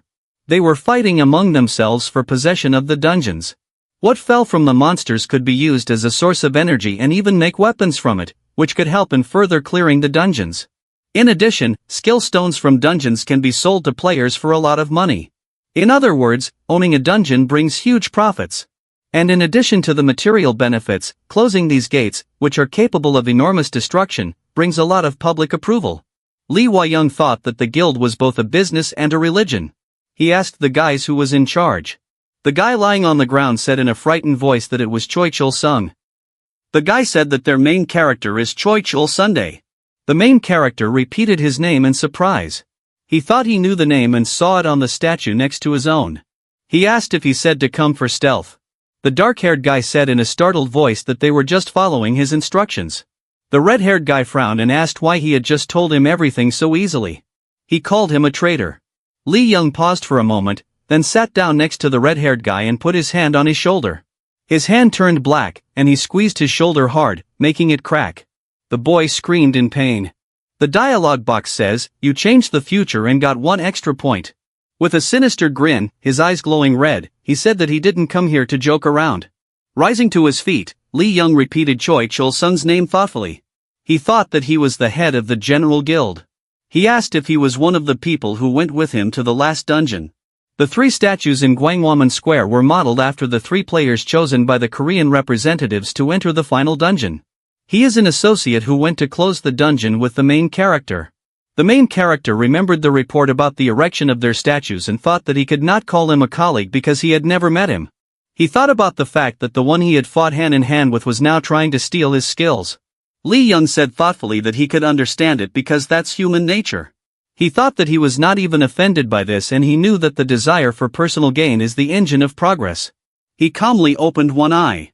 Several black wolves appeared in front of the protagonist, and he thought that after a few werewolves died, new ones appeared. Lee Young thought that the number of monsters in a dungeon is always the same, and since there are only 25 werewolves in this dungeon, new ones will appear at regular intervals to fill up the number. He figured they'd arrived on time and he wouldn't even have to get his hands dirty. Clutching the net in his hand, he said that he hoped Choi Chul soon would forgive him for killing his men. The dark-haired boy made a frightened plea to him. The main character threw a net with guys towards the running werewolves. A blonde-haired guy wearing a red sweatshirt came out of the portal with a grin. He and the other 2 guys who came out with him exclaimed in surprise when they noticed the bloody head of their comrade on the floor. Lee Young thought that the limit of players in this dungeon was 5, and when those 4 died, the gate opened again, allowing new ones to enter. The main character, standing with bloodied hands, surrounded by dead werewolves, said that he had completely forgotten. On the dialogue box next to him, it said that he had 93 extra points. 3 guys and a girl were standing near the portal, looking at it in surprise. They charged, swinging their green whips. Soon they were tied up and covered in a net, just like the guys before them. The main character, folding his arms on his chest, asked which of the werewolves had the stone. The guy with the blonde hair said he was the one with the white eyebrows. Lee Young calmly said great. He thought that these players were different from the previous ones, and they didn't even think twice before answering. Walking on the ground littered with the bodies of humans and werewolves, he assumed that rolling on the ground in pain werewolves with broken faces and other limbs and the bodies of their comrades showed how to deal with him. He thought about the white eyebrows and sat down on the ground next to the trembling white-browed werewolf. Lee Young squeezed his head with his hand and it broke with a crunch, spattering blood. Watching the main character tear apart the werewolf's body with his hands, the people from the General Guild shivered in fright. Putting his hand inside the werewolf's body, he said with a disgusted look on his face that it was disgusting. The main character remembered Kim Min-soo and thought that it would be necessary to make a professional butcher out of him so as not to do it himself. He took out a purple stone from the werewolf's body. The dialogue box says, Stealth, first level, makes the player's body transparent. The duration of the effect is proportional to the player's monostat. The green-shirt guy sighed and said that it was a skill that the hero who entered the last dungeon used. The girl said that she could have sold it for a lot of money or made herself stronger as a player, but in the end it returned to its original owner. Lee Young thought that if he sold it, he would have plenty of money, but he would still consume it. From the beginning of the game, the greatest power is not money, but your own power, and the most important thing is to get it. Becoming the strongest is the main character's goal. He recalled how he was bullied in the orphanage and how he stood on the battlefield while working as a mercenary. He thought that he had spent his entire life in an orphanage and on the battlefield, where there was no glimmer of hope. Looking at the purple stone in his hand, he thought that he wanted to have power that was many times greater than money, and now they were living in a world where it was possible. He thought he wanted a world like this. Holding the stone close to his mouth, Lee Young said that he would rewrite history. The dialogue box says, You changed the future and got 1 extra point. The blue dialogue box says, The stealth skill is blocked and cannot be used, unlocks at the 10th level. The main character frowned in surprise. He thought that he was now level 6 and he needed to raise 4 more levels to use stealth. He said irritably that it was a nuisance. The blonde-haired guy asked what was wrong. Lee Young replied that no matter how strong he was, this useless number didn't allow him to enjoy his strength. He thought that he needed to level up again. Looking at the dialogue box that said he had 102 extra points, he thought he would put it all into strength. The dialogue box says, strength 289 plus 3. He thought that he should use stealth when leaving the dungeon, because there are 100 not-so-friendly guys waiting for him there who really want to get this skill. Li Young thought that 100 players from the General Guild were waiting for him to appear. He thought that even with his incredible strength, it would be difficult to defeat 100 players, and even if there was only one monster left in the dungeon, it would continue to summon them. The people from the guild looked at the broken-limbed werewolves falling to the ground in fright. The main character thought that since the dungeon would fall apart when he killed the last monster, he would just let it live and kill the rest. He thought that 300 units of power was a real tragedy for the poor level 5 werewolves. He punched the werewolf in the face. Li Young thought that just by moving his finger, he could break all their bones, so he had to be more careful. He thought that a 50-point dexterity might also help speed things up. He killed 3 werewolves with 3 quick strikes. The blue dialogue boxes say, level up, plus 3 extra points. Li Young, level 10. The stealth skill is unlocked. You changed the future and got 1 extra point. The main character Yun, surrounded by dead werewolves. He used the stealth skill and saw that his hand had become transparent. He raised 1 eyebrow. Li Young spread his hands and asked how he could use this skill if it was so weak. The blonde-haired guy replied that as the skill level increased, his clothes would also be able to become transparent. The main character asked about the skill level. The guy explained that the higher the skill level, the more powerful it is, and the higher the skill class, the stronger it becomes when you level up. He said that stealth is a rare skill, so as you level up, it becomes incredibly strong. The main character thought about the fact that the skills actually had a level next to the name. He recalled the descriptions of his skills. Placing his hands on his waist, he asked if his clothes would become transparent when stealth reached the 2nd level. A guy with blonde hair, a guy in a green shirt, and a girl with a smile answered that it was true. Li Young took off his clothes. He used the stealth skill, and the people from the guild noticed in fright that he had disappeared. He thought that these players had come here for the stealth that he had obtained in his previous life, and if they could, they would gladly take his life as well. He didn't see any reason to let them live, he thought. The werewolves surrounded the guild members tied up under the net. The blonde-haired boy begged for mercy. The guy in the green jacket shouted that they had told him everything they knew. Li Young told them to shut up. The gate to the dungeon opened with a bang. People in the crowd exclaimed that the gate was open again. A man in the crowd asked if someone had died again. Another person asked who would enter next. The naked invisible Li Young walked out of the portal. As he walked past the crowd, he noticed that it was a big sight. He noticed Kim Min-soo in the crowd. He put his hand on his shoulder and told him that he needed to level up. Kim Min-soo let out a startled cry. Glancing at the main character, he exclaimed that he used stealth. Li Young put a finger to his lips and motioned for him to be quiet. He asked if he saw a taxi nearby. Pointing his finger at him, he told him to go to him. Kim Min-soo nodded, frowning. The news article says, Li Young has appeared.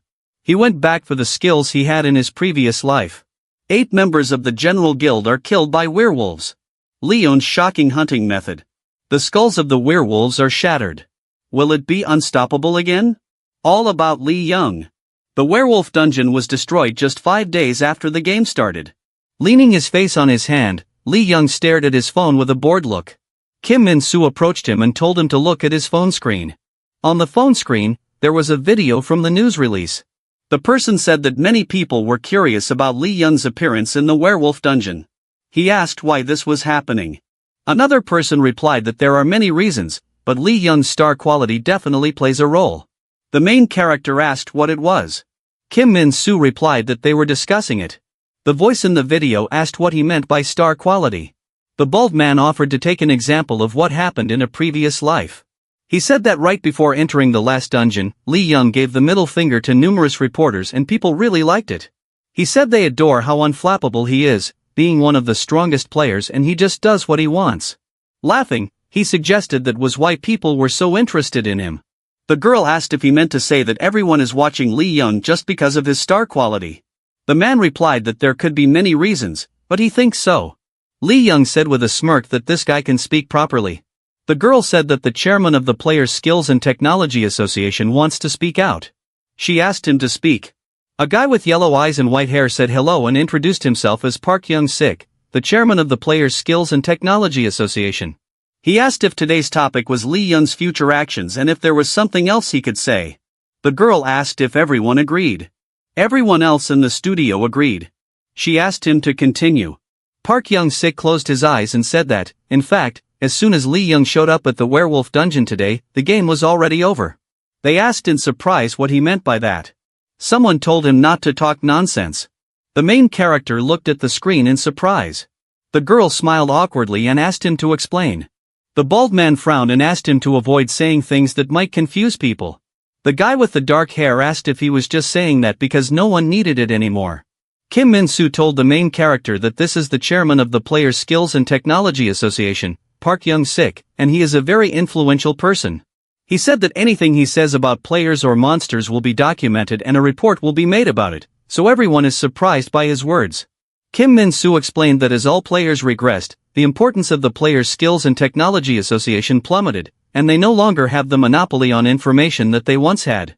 Lee Young thought about how despite the angry people around him, Park Young-sik remained serious. Park Young-sik said that they, in collaboration with the General Guild, examined the bodies of the werewolves, and they all had the same wounds in the area of the skull, which was crushed from compression. He said that the bones of werewolves are incredibly strong, and according to statistics, their skulls can only be crushed by level 40 players who have spent all their strength points. A guy with dark hair jumped up from his seat and said that a player of Lee Young's level could break the bones of werewolves with good equipment. Park Young-sik replied that the highest level open dungeon at the moment is the level 14 Blue Monkey dungeon, and there are no stronger monsters right now. He said that even if he got something from them, the power of their items wouldn't be enough to shatter the skulls of the werewolves in one hit. He started to pull something out from under the table.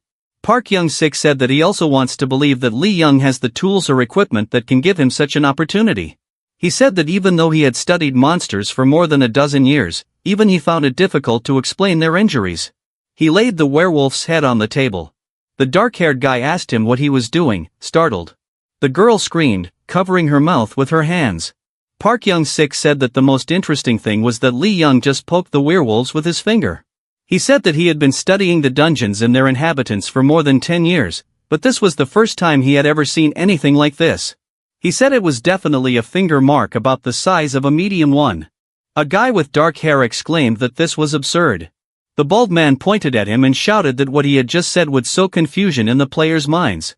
He told him to take responsibility for his crazy statements and give up his post.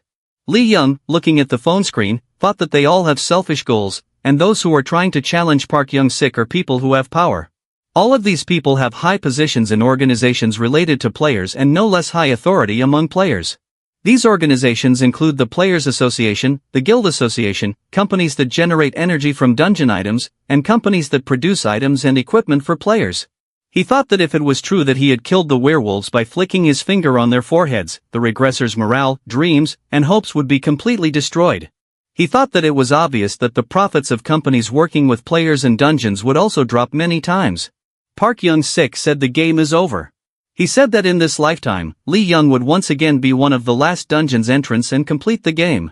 A guy with dark hair stood up and told the audience not to despair because they still have a chance to enter the stories. The girl asked if there was a connection between the middle finger shown by Lee Young to the reporters before entering the last dungeon and killing the werewolves with the same finger. Lee Young raised an eyebrow and asked what she was talking about and how she became a host with such intelligence. He thought that no matter what he did, his actions were different from his previous life and he ended up getting extra points all the time. The only similarity between his past and present images is that they are both considered strong, and if you do not take this into account, then they are completely different. The main character thought that the most important thing right now was his level. He realized that no matter how high his stats were, they didn't make any sense with a low level. Looking ahead with his eyes glowing red, Lee Young said that he needed to pick it up as quickly as possible. He thought that he almost missed the opportunity to enter the werewolf dungeon, couldn't activate stealth when he got it, and it was all because his level was too low and the fact that he was a level 80th player by stats didn't matter at all. He said that if he gave up, the players would turn on him like wolves for a chance to take what was his. The main character thought that just as dungeons have a level threshold, if their level isn't high enough, they won't be able to enter them, and if they can't enter them, they won't be able to get skills and equipment. He thought the hunt ahead was boring and monotonous. Lee Young snapped the fingers of the black hand and thought that the easiest way to level up now was by killing werewolves. The main character punched the werewolf and thought that he did not go to the dungeon where he got stealth because there is not one dungeon in the world with this type of monster. He thought that when he first crushed the skull of a werewolf with his bare hands, it was nice, but he was already getting bored. The main character and Kim Min-soo are standing in the forest. Lee Young holds a werewolf in his hand and says that he is bored and will go kill someone else. Kim Min-soo argued that this is the best place right now. Throwing the werewolf to the ground, the protagonist asked which dungeon was next. Kim Min-soo replied that the level 14 Blue Monkey dungeon was also open, so he couldn't enter it with his level. Lee Young asked if there was even a single level 14 player out there right now. He added that only 5 days have passed since the start of the game. Kim Min-soo said that he thinks there are no such people. The main character thought that he thought so because it is physically impossible, even if you hunt day and night without rest. He thought that it also meant that no one could enter that dungeon. He raised his eyebrows. The main character told Kim Min-soo that he could hunt blue monkeys without entering the dungeon. He asked what he meant by that. The main character asked that, since there are no level 14 players now, will the blue monkeys come out of the gate? Kim Min-soo exclaimed in surprise. He said that the Blue Ape dungeon, like the Werewolf dungeon, really appeared too early, and since there were no level 14 players in the previous life at this stage, these monsters then caused a lot of destruction. Lee Young put his hands on his waist and said that it seems that something can't be changed even after the regression. He thought that even if the players regressed and became stronger than in the previous life, they couldn't change the rules of the game. Kim Min-soo said that blue monkeys are unpleasant opponents and they are not only fast but also very smart and can learn during combat. Looking at the dialogue box that says that he has 324 extra points, the main character thought that there really are a lot of them. He said it didn't matter. Lee Young thought that his stock of extra points was equivalent to 108 levels, and now that there were no level 14 players, 108 was an unimaginable number. He thought that this was an unimaginable concept of an unimaginable world. Lee Young and Kim Min-soo entered the red portal. He thought that no matter how strong the monster was, it didn't matter at all. Lee Young thought that even the people who didn't awaken as players and therefore didn't regress knew that the blue monkeys would appear here and that the destruction they would cause would be colossal. So there's not a soul here right now, not even any players, because even with the regression, 6 days isn't enough time to compare in terms of time. He put his hands in the pockets of his trousers and said it was a bit empty. Kim Min-soo pointed the way with a smile. He said that he had seen blue monkeys here, even if only on TV, and they should not be underestimated. He said that perhaps because their level is higher than 10th, they can use ranged attacks and learn from people and imitate them. Hearing the car horn, Kim Min-soo said that it looked like monsters were playing with cars. Lee Young asked about the fact that they were already out of the gate. He asked what he had said about their characteristics and suggested that they were annoying with their speed. Kim Min-soo said that's right. On the dialogue box in front of the main character, it was written that he has 521 additional points. He said to apply extra dexterity points, and a blue aura enveloped him. The dialogue box announced that additional points had been applied to the dexterity attribute.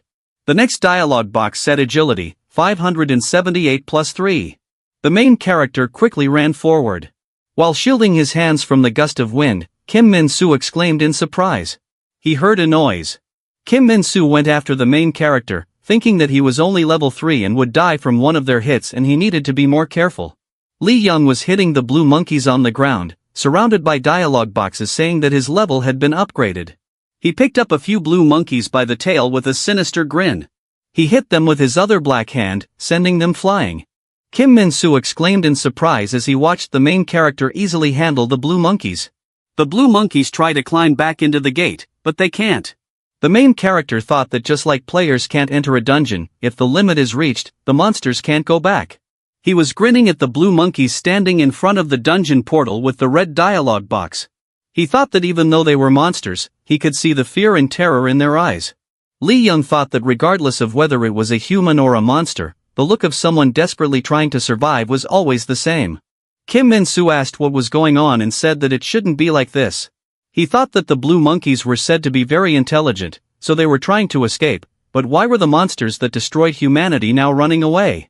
Lee Young, laughing angrily, surrounded by a dialogue box saying that he had leveled up, ran to the monkeys and asked where they were going. The monkeys opened their mouths in fright.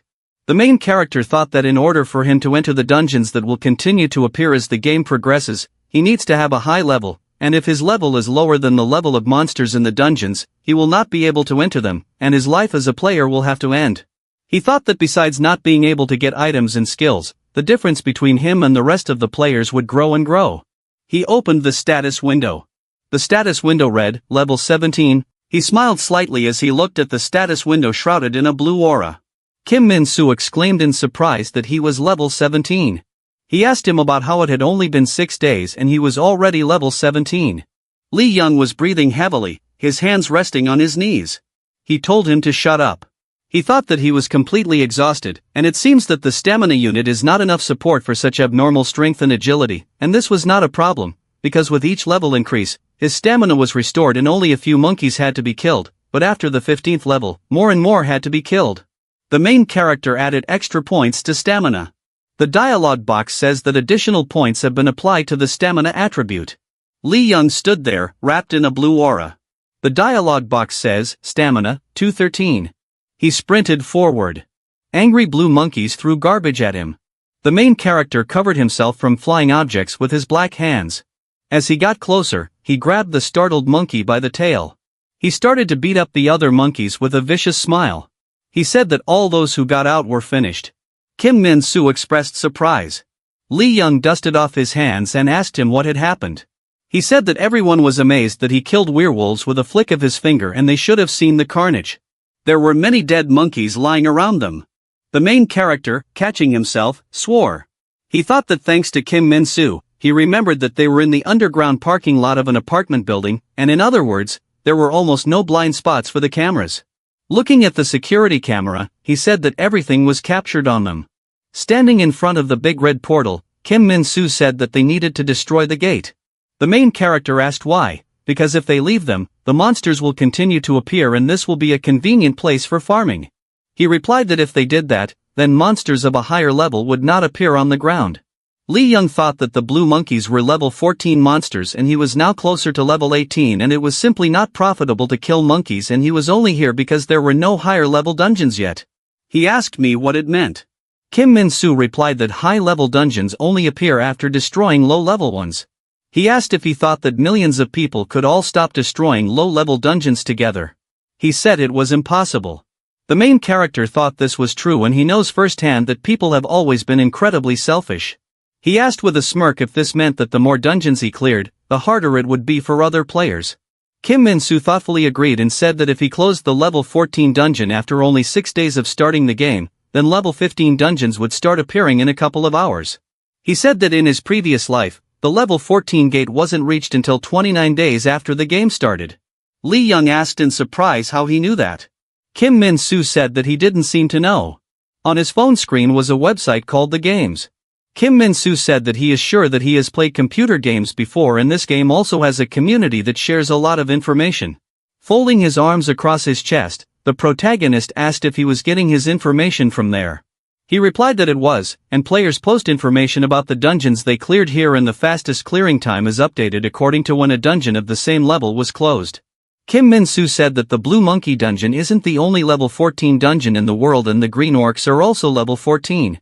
He said that if, for example, either of these two is cleared, then level 15 dungeons will start to appear. The main character asked that since he was the first to clear a level 14 dungeon, there was already a level 15 dungeon somewhere. Kim Min-soo replied that it was true. Lee Young asked where it was. Looking at the phone, he replied that it says here that it is located in Gwangju, Gyeonggi-do. The protagonist thoughtfully asked when the first level 15 dungeon was cleared last time. Kim Min-soo replied that it was 41 days after the start. He suddenly exclaimed. The main character asked what had happened. Kim Min-soo suggested creating an account and uploading their time, as they were the first to clear a level 14 dungeon.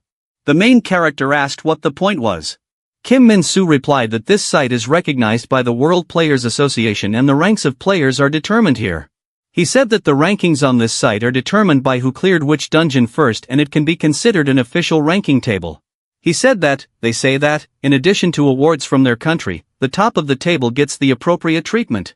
Lee Young thought that they probably chose the players to enter the last dungeon using the rankings from this site. Grinning thoughtfully, the main character suggested using the nickname Fearless. It didn't make much sense, he thought, and maybe he was just used to hearing it. Looking at his phone, Kim Min-soo said that he was already registering them. On the phone screen was written, Republic of Korea. The level 14 Blue Monkey dungeon has been successfully cleared. January 8, 1534. ID, Fearless. People in the comments exclaimed that level 15 monsters are about to start appearing. Kim Min-soo and Lee Young stared at the phone screen. Comments appeared one after another. After the game started, buildings called gate shelters were erected. Their goal was to minimize damage to the building and population from the clutches of monsters. All the gate shelters in the country were built in the shape of a stadium with a dome. Ordinary people who didn't become players would rush there as soon as a gate appeared near their homes. The little girl asked her mother when they were going home. With a smile, she asked her to be patient a little longer and the players would soon get rid of the monsters. The girl protested that she had seen on the internet that they had cleared the gate 29 days after the game started. She said she didn't want to wait another 18 days and wanted to go home. The man on the high ground shouted that the Blue 8 gate was gone and they could pack up and go back to their homes. The guy in the green t-shirt asked what he was carrying, because it hadn't even been a week and no one could get rid of them so quickly. The guy in the blue jacket asked if it was supposed to be funny. People started throwing garbage at the man, shouting at him to get off the hill. The screen behind him lit up. There was a video of the main character fighting with blue monkeys. People in the crowd asked in surprise who it was and if it was true. Someone exclaimed that the monkeys were really dead. Someone shouted that this was a new account. On the phone screen, there was a post that the main character and Kim Min-soo made. Someone said that there was no account with the Intrepid ID in a previous life. Another person asked who it might be. Another said it didn't matter and whoever it was, he was their hero. Kim Min-soo and the main character are walking along a city street surrounded by trees. Kim Min-soo said that in his previous life, a level 15 dungeon was cleared 41 days after the game started. Lee Young asked if it happened in Korea. Kim Min-soo replied that it happened in Japan. He said that it was the Red-Eyed Horse dungeon in Korea also had a level 15 gate, but no one could clear it. The main character asked what kind of monster is there where they are going. Kim Min-soo said it was a giant bear. He said that he shouldn't have any problems with monsters below level 20 because they don't use abilities and once they start, clearing the gate will take much longer. He said that if you read the games, he would see that there was a gap of 71 days between the level 19 and level 20 dungeon. Kim Min-soo asked if he felt that walking the entire 300 kilometers was a bit too much. The main character told him to just go. There were a lot of dialogue boxes behind him about how he changed the future and got 1 extra point. Lee Young said that each step is a separate decision. Clearing his throat, Kim Min-soo asked about the future changing thing. He asked me, with bright eyes, to imagine that he had dropped his pen and someone else had picked it up. He asked if it would be considered a change in the future if he didn't drop it and no one would pick it up. The main character awkwardly replied, maybe. Kim Min-soo asked if that was why he was walking. He said that the bugs that escaped from his feet, the sprouts that he trampled on, all happened because he decided to go on foot. He exclaimed that walking itself changes the future. A red truck stopped abruptly behind them. The driver, waving his fist, shouted to them that this is a road for cars. Kim Min-soo scratched his head awkwardly, then apologized and asked him to keep driving. Lee Young walked up to the driver and asked with a smile. The driver asked if he was deaf and shouted at him that it was a highway. As he drove away, he asked what they would do if they were hit. Kim Min-soo let out a sigh of relief. He was surprised to see that Lee Young had disappeared. The main character runs along with the truck and asks the driver what the problem is if he can overtake his car. The driver exclaimed in surprise. The main character told him to control himself if he wanted to live. The driver obediently apologized. The dialogue box says, "You changed the future and got 1 extra point." The driver reflected that it had only been 9 days since the game had started and even if a person had invested all of their agility points, they wouldn't have been able to run at the speed of a car. He decided that he was just imagining things. Lee Young thought that it would be more useful for him to continue counting like this. He thought that because of him, the dungeons opened at a different pace from his previous life and this alone gave him the opportunity to further increase the gap between himself and other players. He thought that the memory of regressors becomes useless as soon as the future changes and even without regressing, he is able to significantly influence this gap. Clenching a black fist in front of him, he thought about level 20 monsters. Lee Young thought that this wasn't all and he needed to open the level 20 dungeon as soon as possible.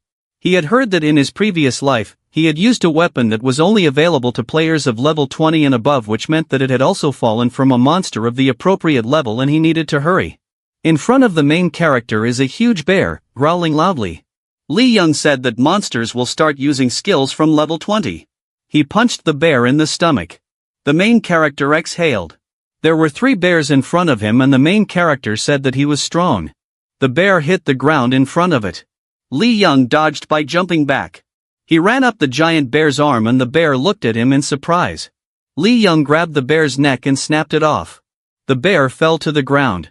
The main character said with a grin that they were attacking one at a time, so it would take a long time to kill them all. The dialogue boxes say, your level has been upgraded. 3 additional points are awarded. You changed the future and got 1 extra point.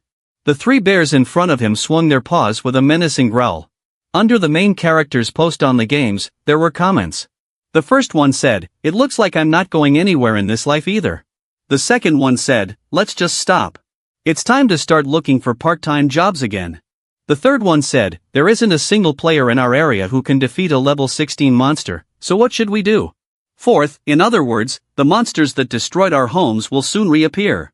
Another commenter asked why this is even legal. Kim Min-soo and Lee Young look at their phone screen. People's comments praised Fearless. Someone said it was Korean and asked if it was Lee Young or Park Moo-sundae. Another person said it was probably Lee Young because they said he killed a werewolf with a flick of his finger. Another comment read, 26430294493 Hanyang Bank, Kim Chol-soo, Mr. Fearless, I love you. Kim Min-soo looked at his phone in surprise and the protagonist asked what was wrong. He said that someone had just cleared out a level 16 dungeon. Lee Young asked who did it. Kim Min-soo replied that it was Poison Choi. The main character asked who it was and Kim Min-soo said it was Choi Chol-sundae. The main character, remembering the statue, chuckled and said that that guy was already level 16. Kim Min-soo said that he cleared the level 16 dungeon so quickly that it seems like he was just waiting for the level 15 dungeon to be cleared. Lee Young replied that he must have learned an important skill in that dungeon in his previous life. He said with a grin that someone interesting had finally appeared. Choi Chol-sun was a player who was called the Poison King in his previous life. He was the head of Korea's largest guild, the General Guild, and right now he's living up to his reputation. The main character said that he was trying to steal his stealth and they need to be faster. He asked what weapons he had used in his previous life. Kim Min-soo replied that he didn't know its name, but it was a black dagger. He said that people joked that if all the blood spilled by Lee Young's dagger was poured on the ground, the planet would drown in it. The main character asked why they were so infantile. Clearing his throat, Kim Min-soo said that it was a level 20 item, but there was only one level 20 monster in Korea, the golden leopard. He added that it is a scary creature. Lee Young asked with a smirk how many times he needed to repeat that it didn't matter to him. Kim Min-soo agreed. 2 posts appeared on the game's website, Republic of Korea. The level 17 Golem dungeon has been successfully cleared. January 9, 2111. Republic of Korea. The level 18 Raging Ogre dungeon has been successfully cleared. January 10, 51. Lee Young asked about the level 20 dungeon appearing right after the level 19 dungeon was cleared and where it was. Kim Min-soo, looking at his phone, replied that according to the games, the level 19 dungeon is near Gangnam Station and the level 20 dungeon is in Yeoldong Park in Bandung, Gyeonggi Province. The main character replied that it was 30 minutes without taking into account traffic jams. Kim Min-soo said that they would be lucky if it appeared in a park where there were no people. Lee Young said with a smirk that even if there were people there, they wouldn't be able to go and they could watch him get his weapons back. The main character's status window read, Lee Young, level 21. Lee Young said to invest extra points in strength. The dialogue boxes say, additional points have been applied to the strength attribute. Strength, 1033. Clenching his fist, he said that now he could fight with his bare hands. Kim Min-soo awkwardly replied that he could see. The dialogue box says, the player's strength stat has exceeded 1000 for the first time. You have received a new achievement, King of Power. You have received the Petrification skill for an achievement. Petrification, first level, turns the opponent's body to stone for 3 seconds. The duration of the effect is proportional to the player's strength stat. The main character looked thoughtfully at the dialogue boxes. He pointed a palm wrapped in a blue aura at Kim Min-soo. The main character asked if he could move. Kim Min-soo said that wasn't the case. He asked if it was petrification and if it reached the power of 1,000. The main character said that this is true and quizzically noted that he is always so surprised when he does something. Kim Min-soo replied that it was amazing because he had just received the skill that Emperor Yun Song-wai had. Li Young asked about the emperor. Kim Min-soo opened something on his phone and showed him the screen with a smile. The main character thought that there was a large list of records from their past lives with the ID of the Chinese king. Yun Song-wai is a person with the ID Chinese king. Nicknamed the Emperor, he was a legendary player who united all the players in China. The games has a separate section with dungeon sweeps from their past lives and the ID Chinese king appears in most of them, which means that he was the first player to clear them. The main character thought that in his previous life, he had cleared more dungeons than him. He asked about the fact that he used to have this skill. On the phone screen, the player rating was displayed, with the Chinese king ranked first and Li Young ranked second. Li Young said that the dungeons he cleared in the past definitely have items and weapons that he used. Kim Min-soo enthusiastically waved his fists, admiring the value of the protagonist's strength and saying that it was much higher than top tier. Li Young smilingly told him to go to the place where the level 20 dungeon would appear and tell him about everyone who would be there. He said that he would come as soon as he cleared the level 19 dungeon in Gangnam. Their backs were turned to each other, and Kim Min-soo replied that he would contact him immediately if he noticed anything strange. Above the head of the monster with one huge red eye is written, All-Eyed Mole level 19.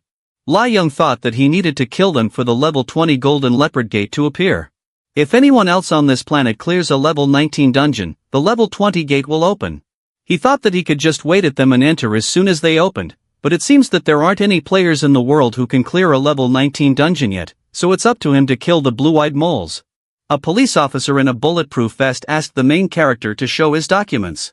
Li Young thought that it looked like they were trying to evacuate everyone from here. He calmly replied that he didn't have them with him. There was a loud sound, and the policeman turned around. A gray one-eyed mole jumped out of the ground with a loud squeak. The police officers ordered to open fire and they started firing automatic weapons.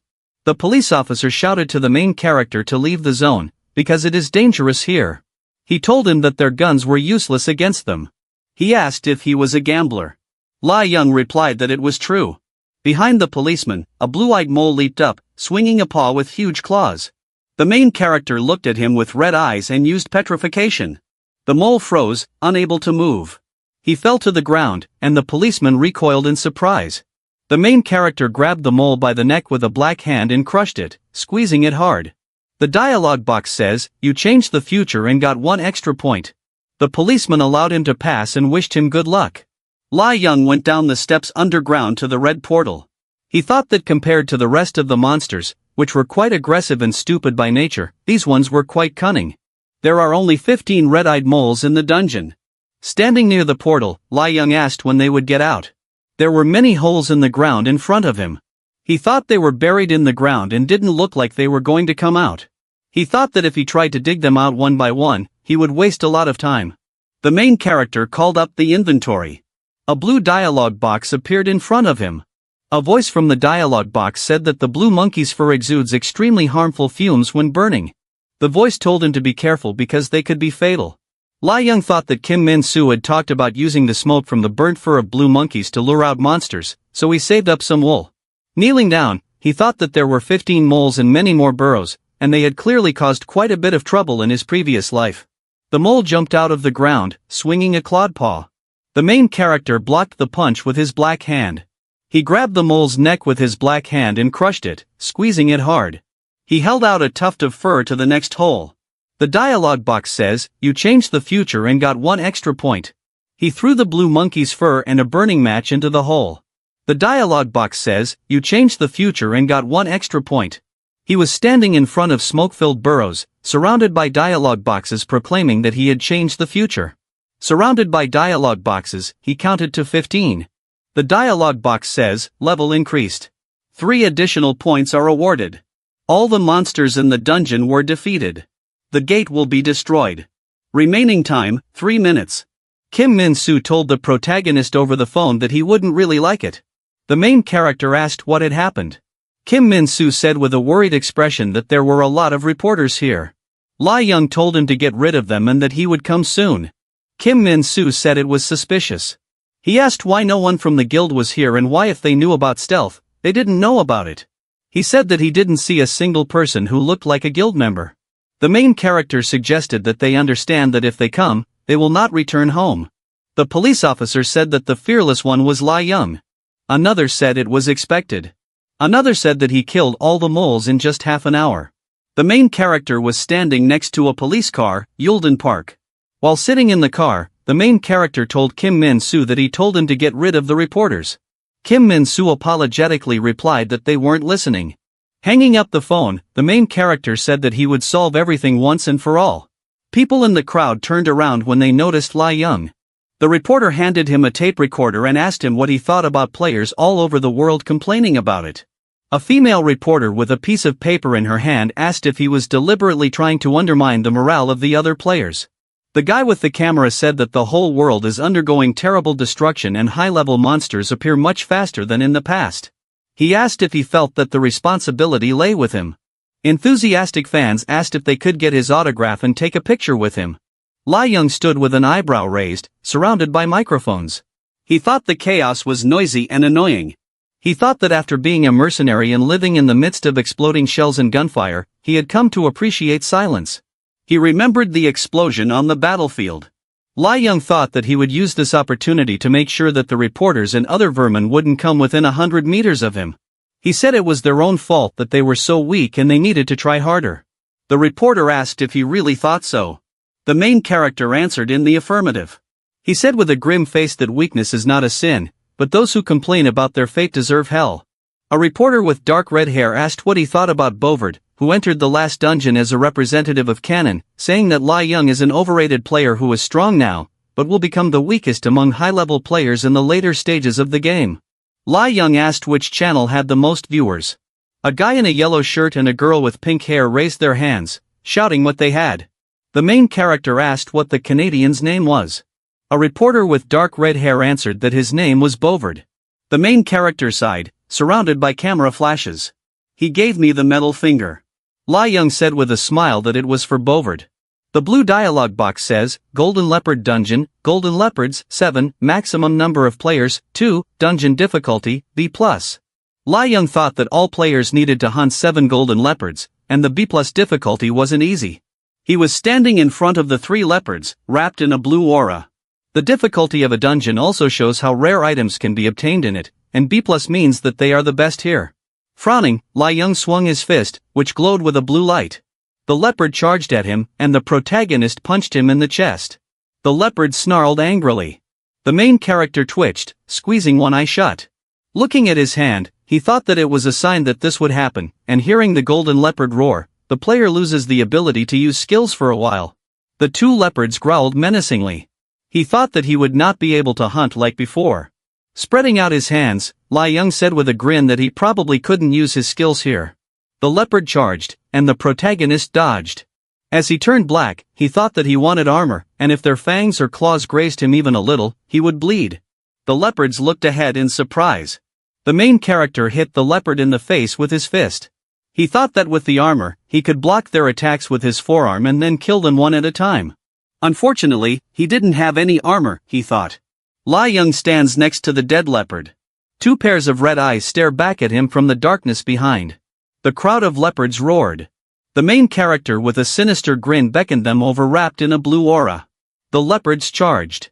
Lai Young grabbed the leopard's neck with a sinister smile. The dead leopard fell to the ground. The 2 leopards behind him were looking at the main character. He thought that he would make grabs. A pair of red eyes could be seen in the darkness behind him.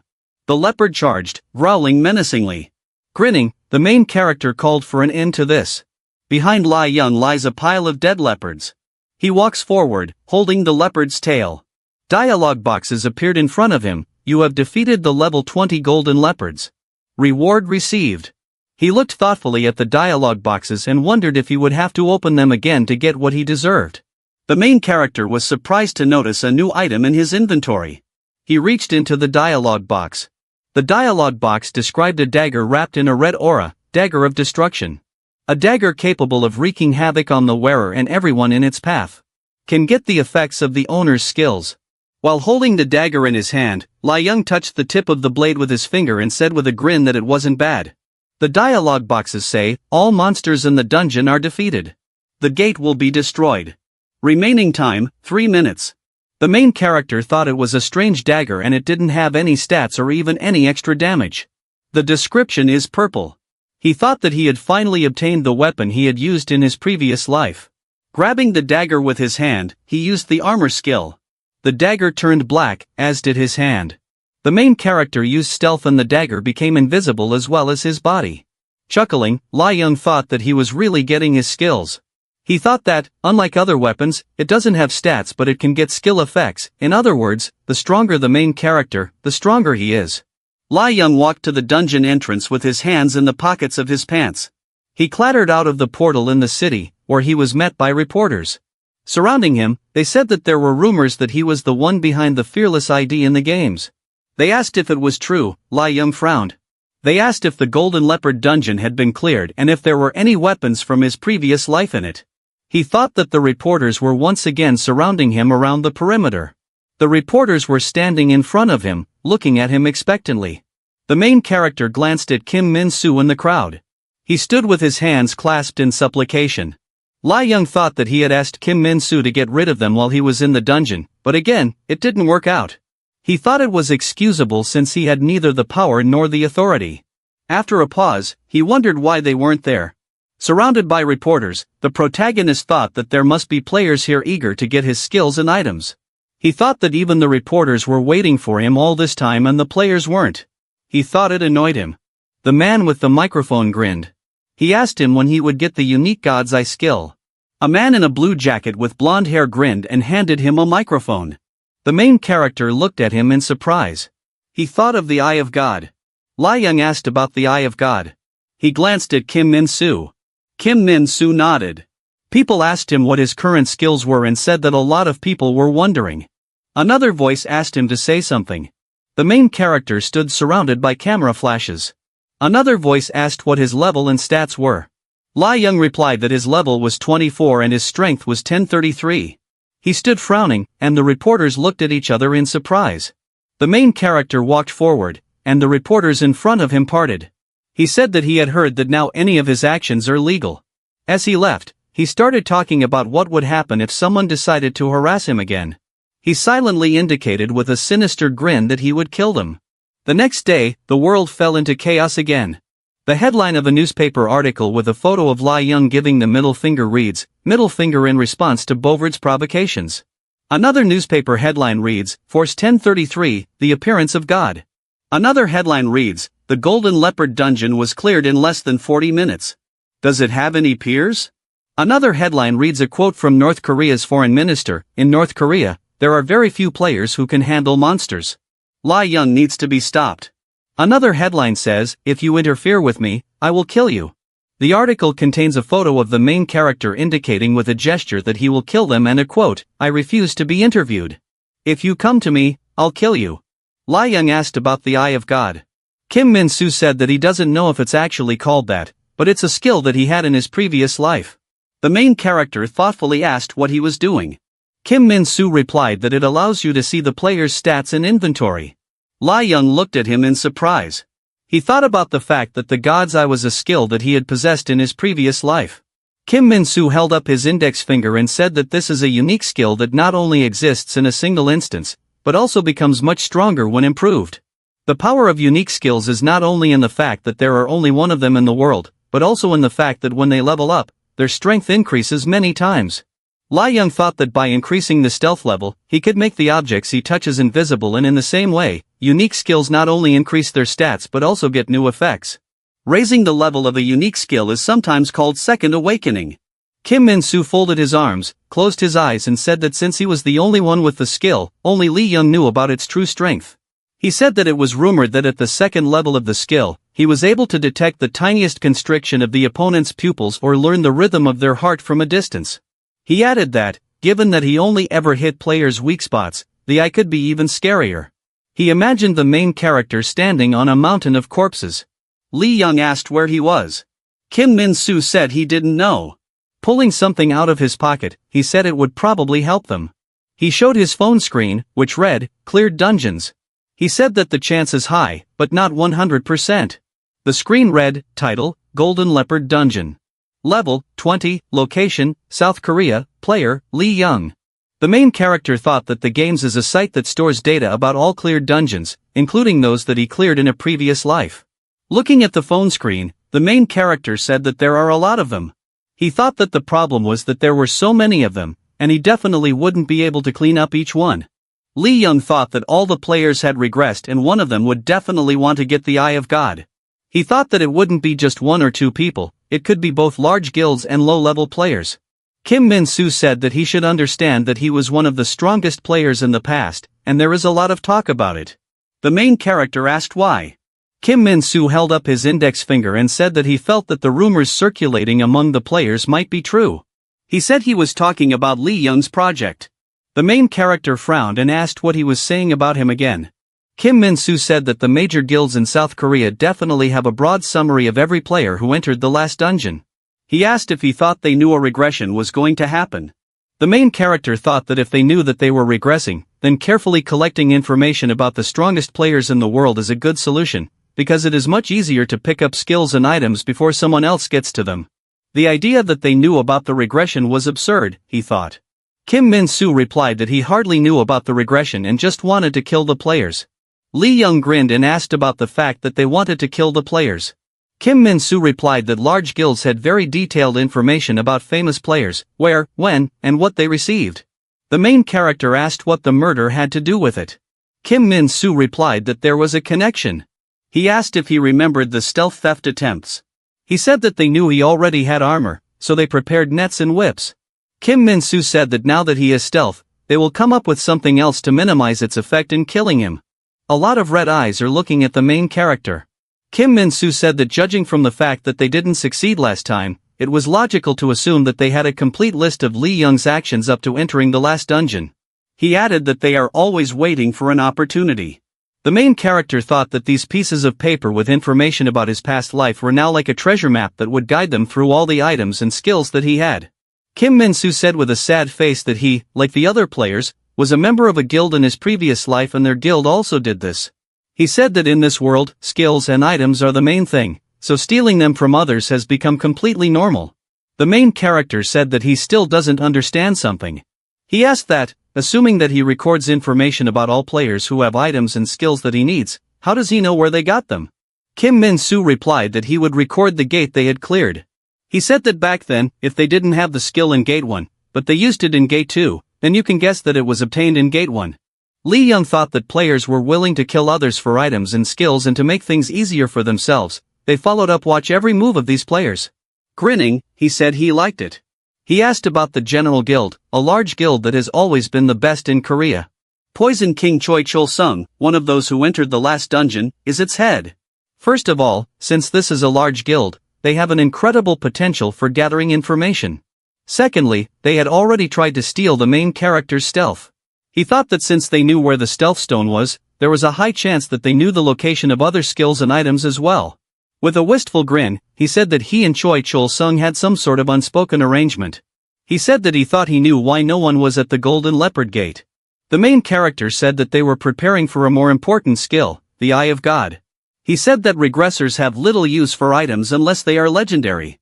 Kim Min-soo said that they can safely craft items from materials from dungeons because they have knowledge of recipes. He added that there were a lot of companies involved in manufacturing in the past life. The main character said that it seems to him that there may be two reasons for the absence of not only the General Guild but also other players at this gate. Kim Min-soo asked what those reasons were. The main character asked if it would be easier to kill him when he had already collected most of them, because collecting them all one by one is somehow a chore. He imagined a crowd of armored men with swords, daggers, and staffs. Lee Young said that if you killed him when he did, you wouldn't have to waste much time. He added that this is only if they succeed. Kim Min-soo said it was impossible. The main character agreed with a smile and said that the only reason they didn't take the dagger was because they were afraid of it, and now they don't want anything to do with it. A post appeared on the game's website, Republic of Korea. The level 21 Black Orc dungeon has been successfully cleared. January 11th, 12:31. ID, Poison Choi, the main character, looking at the dialogue box, said with a grin that he was trying. He thought that players from other countries like the United States and China were also on the list at first, but starting from the 20th level, only he and Choi Chul-sung were left. Lee Young said that the difference is small. In his status window, it said, Level 25, Lee Young. Stamina, 223. Agility, 573 plus 3. Strength, 1033 plus 3. Concentration, 1. Mana, 1. Extra points, 732. Achievements, Brave Novice, King of Power. Skills, Butterfly Effect, First Level, Armor, First Level. He decided to put all his points into concentration. The dialog boxes say, additional points were successfully applied to the concentration attribute. Concentration, 733. The main character said with a grin that no one can be king yet.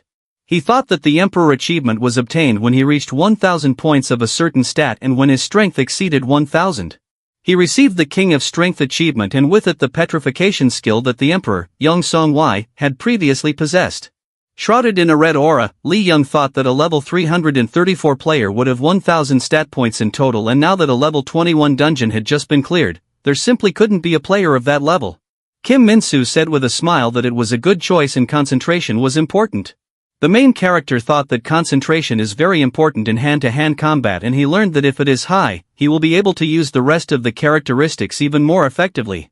He will be able to dodge more often and better see the weaknesses of opponents, and concentration is also useful when he can't use skills.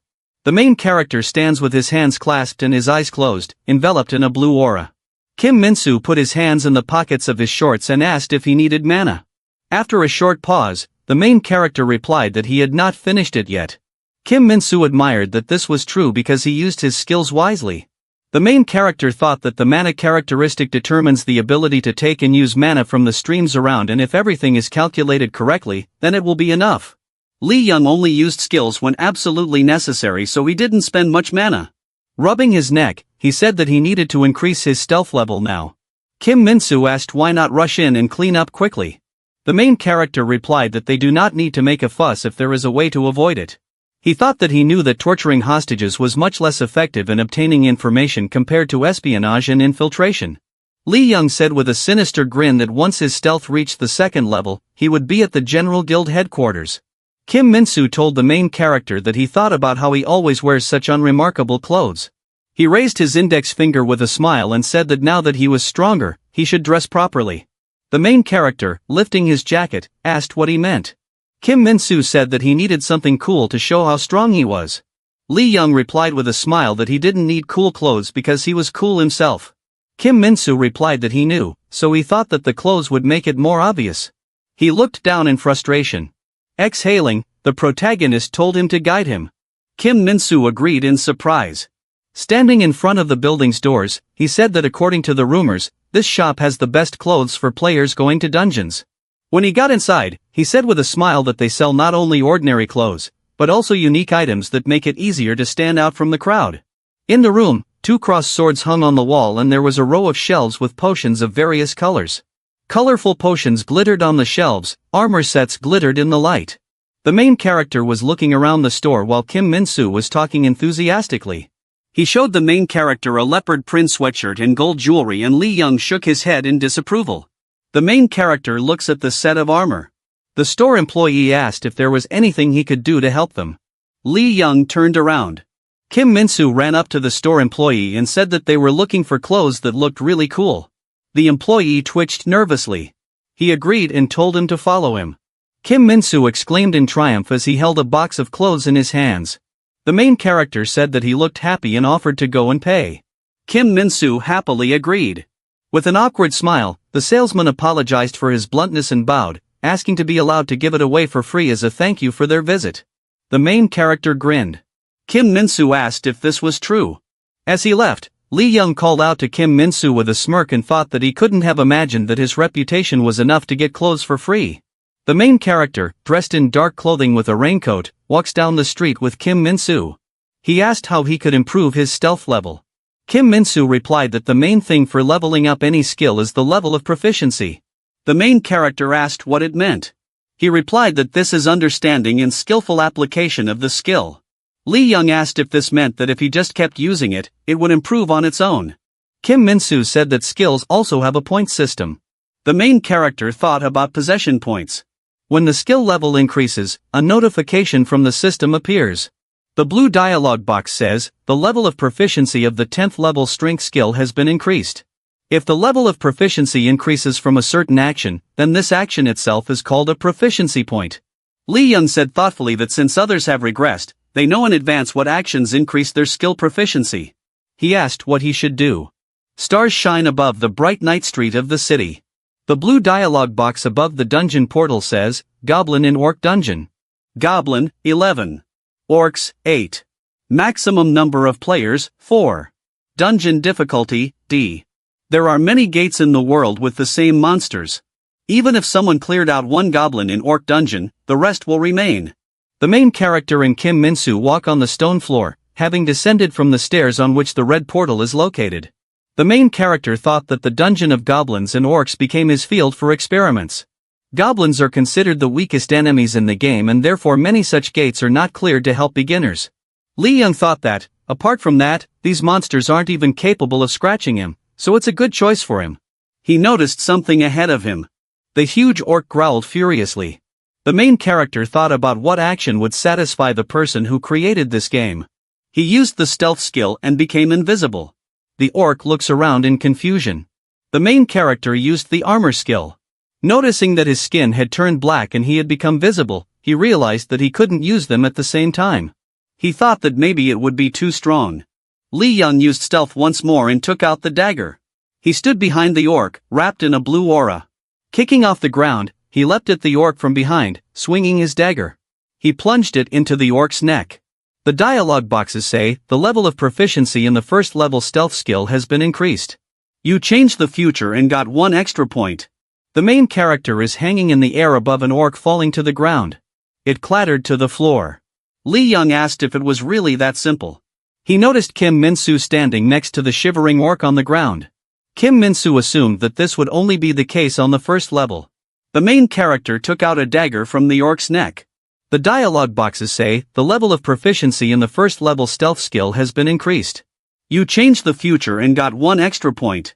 The level of proficiency in the first level stealth skill has been increased. Stealth, second level, makes all objects that touch the player's body invisible. The duration of the effect is proportional to the player's monostat. Wrapped in a red aura, the main character said, done. He asked Kim Min-soo where the General Guild headquarters was. He replied that he was in Gangnam, Cheongdam district. Grinning, the protagonist noted that they were rich. The afternoon sun is shining over the high multi-story building, Gangnam district, Gyeongdam. The invisible Li Young follows 2 people. Next to it is a row of expensive sports cars. Looking around, he thought that this must be the entrance.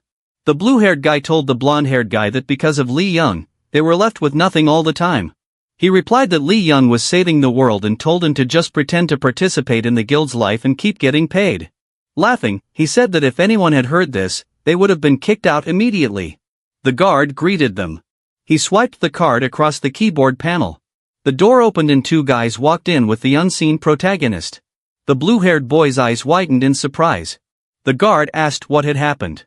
The guy said he just thought he saw something. He told him that everything was fine. Li Young thought it was close. He thought he should go. There was a sign on the wall, ground floor lobby. The second floor is a strategic block. The third floor is a conference hall. A voice over the speakers told all the officials in the building that the morning meeting would start at 9:30. He asked them to meet in the conference room. Li Young turned around at the sound of the voice, standing thoughtfully next to the elevator. He thought that now he knew where to go. The man at the podium said that today is January 14th and the meeting is declared open. The main character, folding his arms, thought that there were a lot of people here and this is clearly not the last time he sees them. He decided to memorize as much as he could. The armored guy with brown hair told the red-haired guy that there was no chapter today because he was in a level 23 dungeon. The red-haired guy asked if he was working too hard. There was a sign in front of them. A guy with light brown hair asked if he was okay there. He added that he would definitely be tired. Another guy told him that no one could go with him, so he had to go alone. A guy with medium-length dark hair said that the day when their leader will receive the Eye of God is near. Li Young tensed up after hearing the words about the Eye of God. The blonde-haired guy coughed and asked how the training was going. The boy with the blue eyes crossed his arms and said that they had nothing to prepare. The green-hooded guy agreed and said that they needed to keep an eye on Li Young. The boy answered him, swearing that it was a name that came up at every meeting they had. The guy with the gray hair said it was because they couldn't even catch him. He asked if anyone knew where he was. This is the vice head of the General Guild, Young Hansum. He asked how they would catch him if they couldn't even find out that much. Lee Young thought with a smile that he was here. Putting the glass down on the table, Young Hansum said that they had already given him stealth and could be said to have sacrificed the dagger. He asked them if they knew what would happen if they gave him the Eye of God as well. The person on the stage said that they were currently unable to determine Lee Young's location, but they are confident that he will appear at the designated location to get the Eye of God. He asked them to control themselves. Young Hansum gritted his teeth and swore at him. He shouted that he was much stronger than in his past life. He threw the papers loudly on the table and asked what he was up to, how he became so strong, and how they could catch him without knowing all this. On the paper was a picture of the main character giving the middle finger. The title says, Strength, 10 to 33. The Appearance of God. Young Hansum told him to look at it and asked if he thought a force of 10 to 33 units was real. Closing his eyes and rubbing the back of his head, he said that there was no confirmation that this was true and Lee Young definitely did it on purpose, wanting to scare off the players who were hunting him. He said that Lee Young wasn't that kind of person and he would rather they went straight for him. He told him to explain their plan in more detail. The man on the stage slammed his papers on the podium. He said it was a record of everything Lee Young did in his previous life. The man said that he obtained the Eye of God on April 17 in the level 34 Black Ogre dungeon. The main character listened with his arms folded. The man said that 4 of their players were killed in the process. He asked them to raise their hands. The guy raised his hand. He said his name was Han Woo-sung and he was killed by Lee Young in the Black Ogre dungeon. 3 people raised their hands. The girl with dark hair said her name was Lee Eugene. A guy with blonde hair slicked back said his name was Park Kwang-ho. The guy with the white hair said his name was Go Sang-hyun. Lee Eugene said that there must definitely be a rare skill in the A-rank Black Ogre dungeon, so the headmaster sent a group of them there. She said that Lee Young was already there. She said that he wasn't a famous player at that time and they ignored him. Lee Eugene recalled how they passed by the main character. She said that, to be more precise, they told him to get out of here. She remembered Park Kwang-ho saying this with dislike to the main character, who gave her an indifferent look in return. She said that's when it started.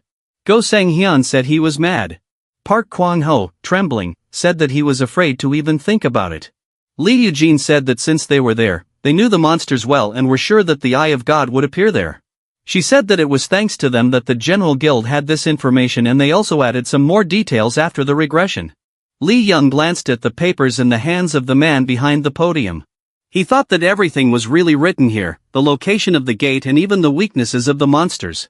The dialogue box says, you changed the future and got 1 extra point. The main character grinned contentedly. Choi Han-sung rested his chin on his hands and asked with a smirk what they wanted. Lee Eugene frowned and said that they had heard that the head was going to go there alone, but only their group and Lee Young were well known about this place. She asked me to give them a chance. The vein on her face bulged and she said that this time, they would take Lee Young's life and return with the Eye of God. Choi Han-sung said with a smirk that he liked her attitude. He asked if they had a plan. She said they were going to introduce the Sutu Ogre. The guy exclaimed that he was banned by the World Association. He asked if they wanted to destroy their guild. Lee Eugene said that if they didn't use Sutu, they wouldn't be able to stop Lee Young and they would force the Black Ogres to kill him. Park Kwang-ho said that they would help the chapter and return with the Eye of God. Lee Young sent a message on his phone and wondered if they wanted to die again. Kim Min-soo looked at the message on his phone in surprise. The main character asked him to find information about Sutu.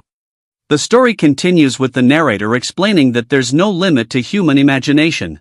Even in the face of monsters attempting to destroy the world, humanity pressed on studying monster materials to create technologies that could benefit mankind. Monster organs and skins, rare and never before seen on Earth, possessed exceptional properties. Some were tougher than steel, some lighter than feathers, and others burned more efficiently than coal. Crafted with precision and ingenuity, these materials sparked revolutionary advancements. However, not all progress was made for noble purposes. One such dark creation was the drug known as SA2. A series of chat messages appears. Min-soo asks, where did you hear about SA2? That's a dangerous drug, Yoon asks, so how do you use it? The sidekick responds, it amplifies monster abilities. They gave it to a goblin, and it took down a level 20 golden leopard. Lee Wai-yun reads the messages with a curious smile. Interesting, he types. But why would you want to make monsters stronger? The reply comes instantly, it's a military weapon. The idea was to release SA2 in enemy nations, letting enhanced monsters destroy everything. It's like doping only for monsters. The explanation continues. Thanks to SA2, even players and soldiers were killed by monsters they should have easily defeated. Lee Wai-yun smirks. Well, that's one effective drug. Just then, someone in the room says, the effects of SA2 last 24 hours, as you know. Startled, Wai-yun looks up. Another man continues, when the League reaches the gate, we'll inject SA2 into the Black Ogres ahead of time. A girl adds, that'll make the Black Ogres as strong as level 100 monsters. Once Lee Wai-yun dies, we'll retrieve his skills and items, especially the Eye of God. That's the plan. The white-haired man nods. Everyone here needs to stay quiet about this. If people find out we used SA2, our entire organization is finished. But the Eye of God is worth it. Our master is currently clearing a level 23 gate. You all need to level up too. The Black Ogres are level 33, we'll support you however we can. The girl sighs. Thank you. Suddenly, a system message pops up in front of Lee Wai-yun. Stealth will soon deactivate due to low mana. Remaining, 2 minutes. He mutters, I thought I assigned more bonus points to mana before entering, but the warning persists. The system window shows. Mana, 98/bonus points, 243. Without hesitation, Wai-yun dumps all his bonus points into mana, raising it to 341. At that moment, the girl beside him frowns. Wait, the flow of mana just changed. Did someone activate a skill or assign points just now? Everyone looks around. A blonde armored man grumbles, why would anyone use a skill during a meeting? All eyes fall on the girl, suspicion flaring. Meanwhile, Lee Wai-yun curses under his breath. Damn! I'm about to be exposed. Right then, another blonde man bursts into the room. Master has arrived. Everyone jumps to their feet. The armored blonde says, that explains the change in mana. You must have sensed Master's overwhelming presence. But the girl still looks uncertain. The flow is too strong. Even for Master. The white-haired man snaps, enough. She quickly nods. Yes, sir. A moment later, another white-haired man in a long coat steps in. Glad to see everyone here, he says. Lee Wai-yun, still cloaked in stealth, feels the air go cold. Choi Chulsung, he's incredibly strong, he thinks, watching as Chulsung enters with a calm smile. No need to panic, Chulsung says casually. Let's keep this relaxed. Then the earlier white-haired man brings up the plan again. Master, about using SA2. Chulsung freezes. SA2. He frowns. That's the only way to kill Lee Wai-yun. But his 1033 strength stat doesn't make sense. He rubs his chin, sweating. Still, Wai-yun's not a liar. But 1033 at this stage? After a tense pause, he mutters, everyone, leave the room for now. As the others file out, Lee Wai-yun passes by Chulsung unnoticed. See you at the Black Ogre dungeon, he thinks. He spots 2 men ahead, a blonde and a brown-haired one, speaking softly. His attention shifts to the documents the brown-haired man is carrying. Those records contain vital information about me, skills, items, everything. That's what matters now. He begins tailing them silently. As they near the records archive, the brown-haired man scans his retina at the door. He doesn't even notice Lee Wai-yun behind him, thanks to Wai-yun's incredible 700+ concentration stat. Not even a whisper of sound betrays his movement. To detect him, Yun thinks, you'd need a player with even higher concentration, and there's no one like that here. We open with Lee Wai-yun silently following the brown-haired man who just archived his records. Suddenly, Wai-yun speaks in a calm voice, it's just the two of us now. Startled, the man spins around only to be met with darkness. Then click, a lighter flares to life, casting a warm glow in the dim room. Sitting calmly, flicking the flame, is Lee Wai-yun. In the corner, the brown-haired man is tied up, clearly shaken. A system message floats above. Warning, burning blue monkey fur emits highly toxic fumes. Risk of death is extremely high. Unbothered, Wai-yun flips through the documents. They wrote this like a movie script, he mutters, scanning the text. Among the files is detailed information about the player he had previously killed. So this is what their stats looked like. Sad, in a way. He sighs and continues. Skills, item lists, even a full monster deck. This is gold. Then the documents delved deeper into Wayun's own past and future. The report describes how, after clearing a level 245 dungeon, Wayun's body began to change. His form darkened, blurred, and began disintegrating everything he touched. It was a power beyond words, unmistakably a legendary grade skill. No other player had exhibited such strength. That form became infamous, earning him the nickname, Shadow of Death. Since the world had reset, that skill now belonged to the General Guild's Master of Choice. That final paragraph ended the record on Li Weiyun's mysterious evolution. Standing up, he murmurs, "This is probably a copy. Where's the original?" The Tide Man struggles behind him. Without warning, Weiyun slams his fist into a wall, sparks erupt. The building's safety system activates. Another system message appears. "You have altered the future. Bonus points awarded." In a quiet moment beneath spraying water, Weiyun reflects. After he destroyed the supercomputer holding all General Guild data, the system bombarded him with messages. The number of bonus points he received revealed just how deeply the guild had shaped the world.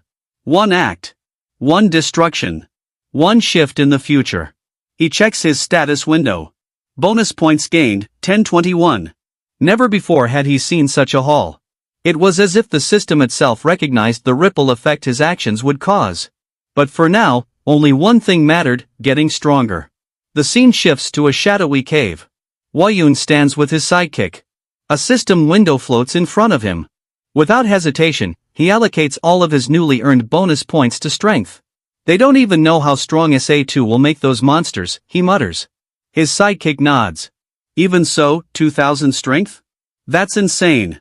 Changing the topic, Weiyun asks, "So, how much more did you learn about SA2? The boy replies, "Quite a bit, actually. Turns out, humans are terrifying." What does SA2 have to do with skills and items? They believed that if monsters became stronger, dungeon difficulty would increase, and so would the quality of loot. So they messed with the game's internal balance. They were trying to cheat the system. Weiyun rubs his chin. So, they wanted better drops. To get them, they boosted monsters using SA2. But the system didn't acknowledge the artificial power-ups? Exactly, the boy nods. Weiyun sighs. That's such a pain in the ass. His thoughts wander to the black ogres. They're going to use SA2 on them. Will they be too strong for me? We could test it out, the boy says, glancing toward a goblin nearby. He pulls out a small container and tosses it. It hits the goblin, a thin needle injects into its skin. Almost instantly, the goblin shrieks. Its eyes glow blood red. It charges. As it nears them, Weiyun grabs the goblin by the head. "You're faster now." Then crack, he crushes the goblin's skull effortlessly. Just then, two level 27 golden-toothed zombies lurch toward them. Weiyun reels back, the stench nearly making him gag. Their odor was worse than rot, it made it hard to even focus. As one lunges, Weiyun sidesteps. Fast. Just like the blue monkeys. He notes their iron jaws and break-anything teeth, and their sheer speed and stamina. Still, he throws a punch, sending one zombie's eyeball flying. A system message pops up. "You have altered the future." He frowns. Breaking their skulls didn't kill them. And their organs are useless too? Even though the zombies still moved, he was gaining bonus points. "Looks like I'll need to behead them," he mutters, bracing for the next wave. As Li Hwaon opened his system space, he activated a skill. In the blink of an eye, he eliminated every last golden tooth zombie in the dungeon. Once the carnage ended, he checked his status window and frowned. "They don't even give experience anymore," he muttered. Still, he noticed 456 bonus points had been added. Not bad, he thought. Suddenly, a final golden tooth zombie lunged at him from behind. He ducked and slashed backward in one fluid motion, bringing it down. A system window popped up. "All monsters in the dungeon have been eliminated. The gate will close in 3 minutes. A portal shimmered into existence before him. Another system message appeared. "Skill profession, butterfly effect has increased. Be advised, your actions are greatly altering the future." Weiyun narrowed his eyes. So, is it because I killed everything in the dungeon or destroyed the gate? He couldn't quite understand what the system meant by altering the future. As he stepped out of the gate, he called for Minsu. "Boss. You're back," Minsu greeted. Weiyun, still processing everything, murmured, "You still had some questions left, didn't you?" "Doesn't matter. The reset made them pointless. Minsu blinked, a bit thrown off. I did ask one why we were reset. I've got 2 more left. Ask about skill proficiency next, Wayun suggested. Minsu hesitated. Feels like a waste, but fine. He turned to the system. What's the proficiency point for the skill butterfly effect? Searching, please wait, the system replied. While it processed, Minsu complained, hey, I used a question. You owe me now. But before Hwaon could reply, the system responded, skill butterfly effect not found. What? Minsu gasped. You have a skill that doesn't exist in this world, he asked Hwaon. Like an illegal program? Or a bug? Annoyed, Wayun shushed him. Something had just appeared behind them. A special dungeon gate, massive, glowing, had formed. Special dungeon, engineer level 1. Max players, 1, difficulty, S. Minsu squinted. What the hell is that? I was about to ask you the same thing, Wayun said. Another notification appeared, you've received over 4,000 bonus points through butterfly effect. A special dungeon has opened. Wayun turned to Minsu. Ask about it. Minsu groaned. That's probably another wasted question. Whether it's some god or alien behind this, the game devs are jerks. You ask something that exists, they say they don't know. But it's right in front of us, Wayun replied. We're not asking for secrets, just what this is. Gate closing in 30 seconds. Boss. It's closing soon, Minsu warned. Gates can close on their own? Wayun asked, confused. I don't know either, Minsu replied. I'm going in, Wayun said. Just ask what this gate is.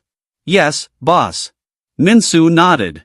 As Hwaon entered the gate, Minsu asked the system, what is this gate?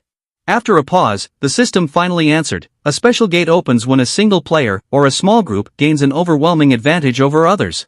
It's a balance mechanism created by the game's original code. When cleared, a powerful skill is granted. These gates exist to create opposition strong enough to counter such powerful players. Minsu's eyes widened. So, boss caused this gate to open? Correct. Player Lee Hwaon has triggered this special dungeon. To maintain balance, a counterforce will be created. Any player may enter and earn the same reward, but the purpose is to challenge the imbalance. The system continued, the player responsible for triggering this gate is named Lee Hwaon. To surpass him, this dungeon must be cleared. Minsu blinked. That last line, was that a threat? Another message followed, the previous question about butterfly effect could not be answered because data was patched moments ago. Minsu shouted, then give me my question back. The system remained silent. Frustrated, Minsu threw up his hands. Fine. So to recap, a special gate appears when someone like boss gets ridiculously strong.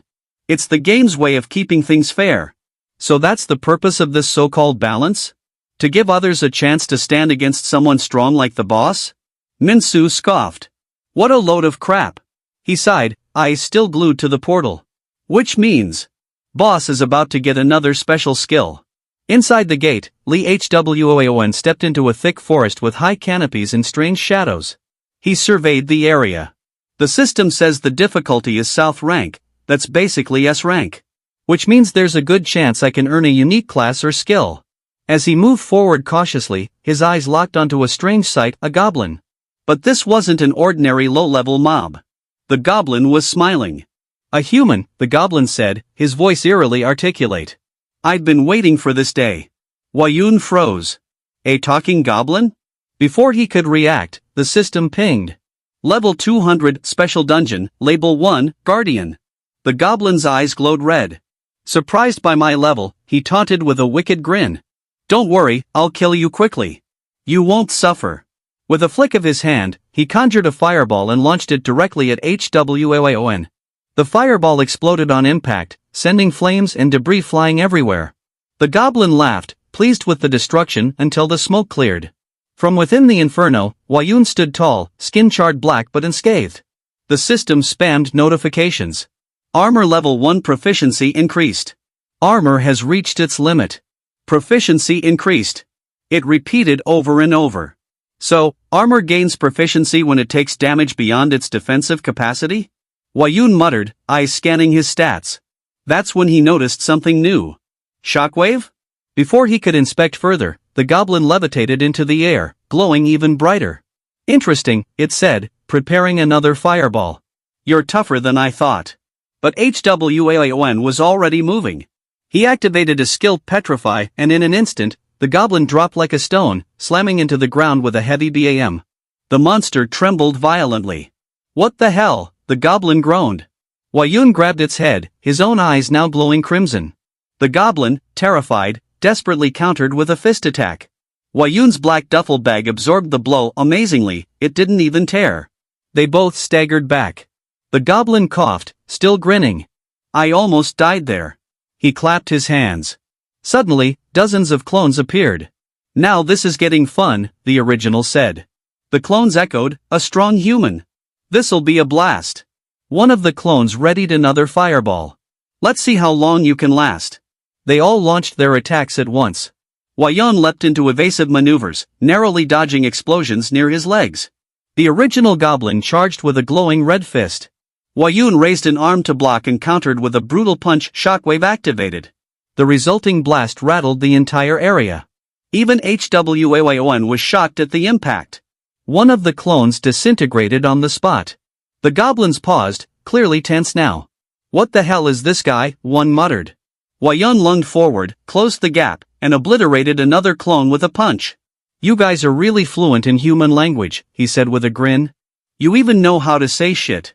As more goblins turned to flee, a system message appeared.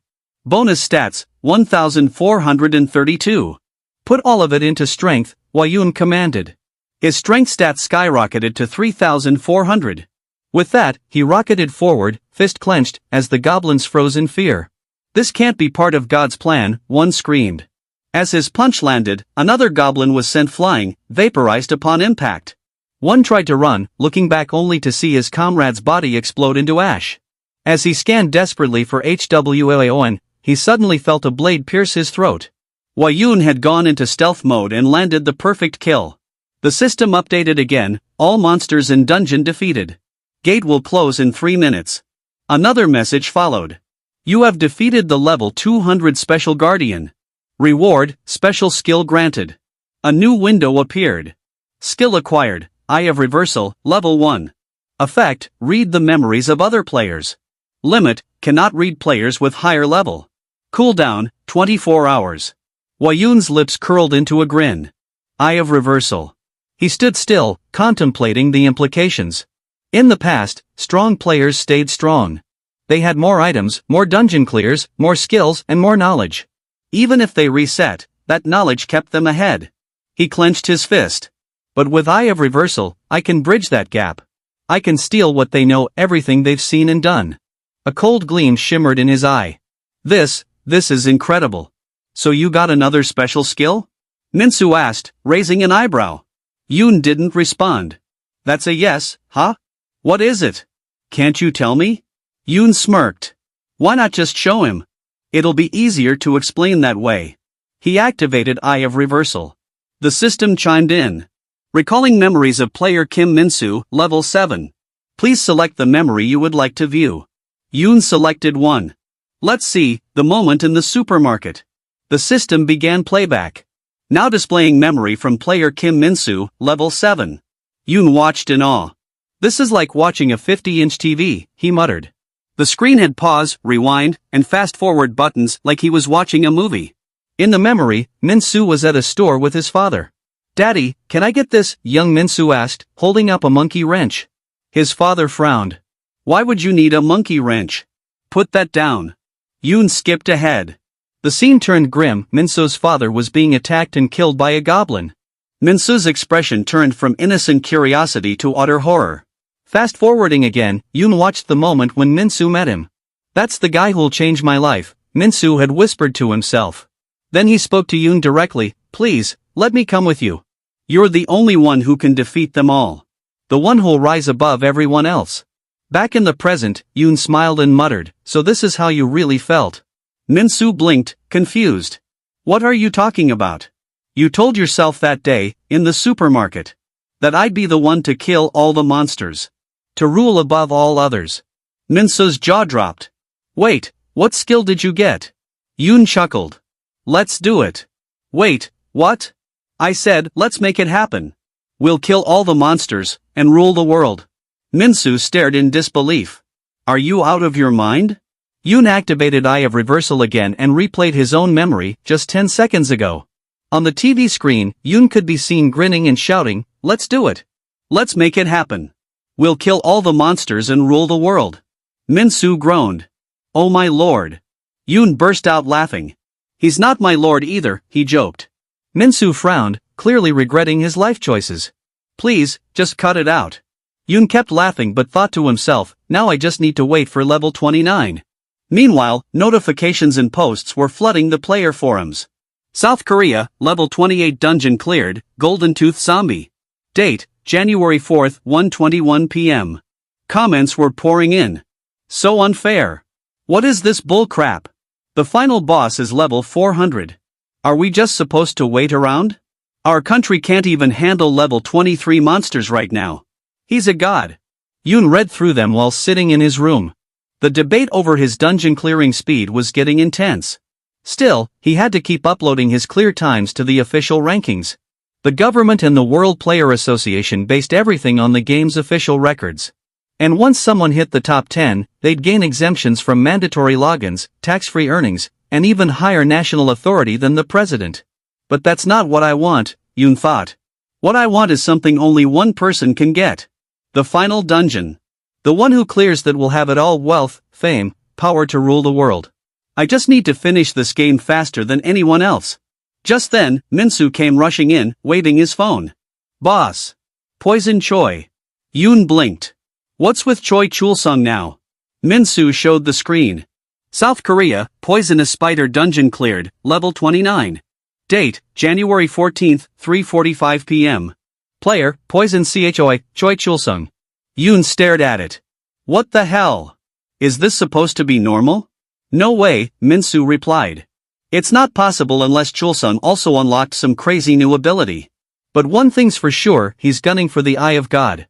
Yoon narrowed his eyes. So we'll meet in the Black Ogre dungeon. What do we do? Looks like we'll have to fight him.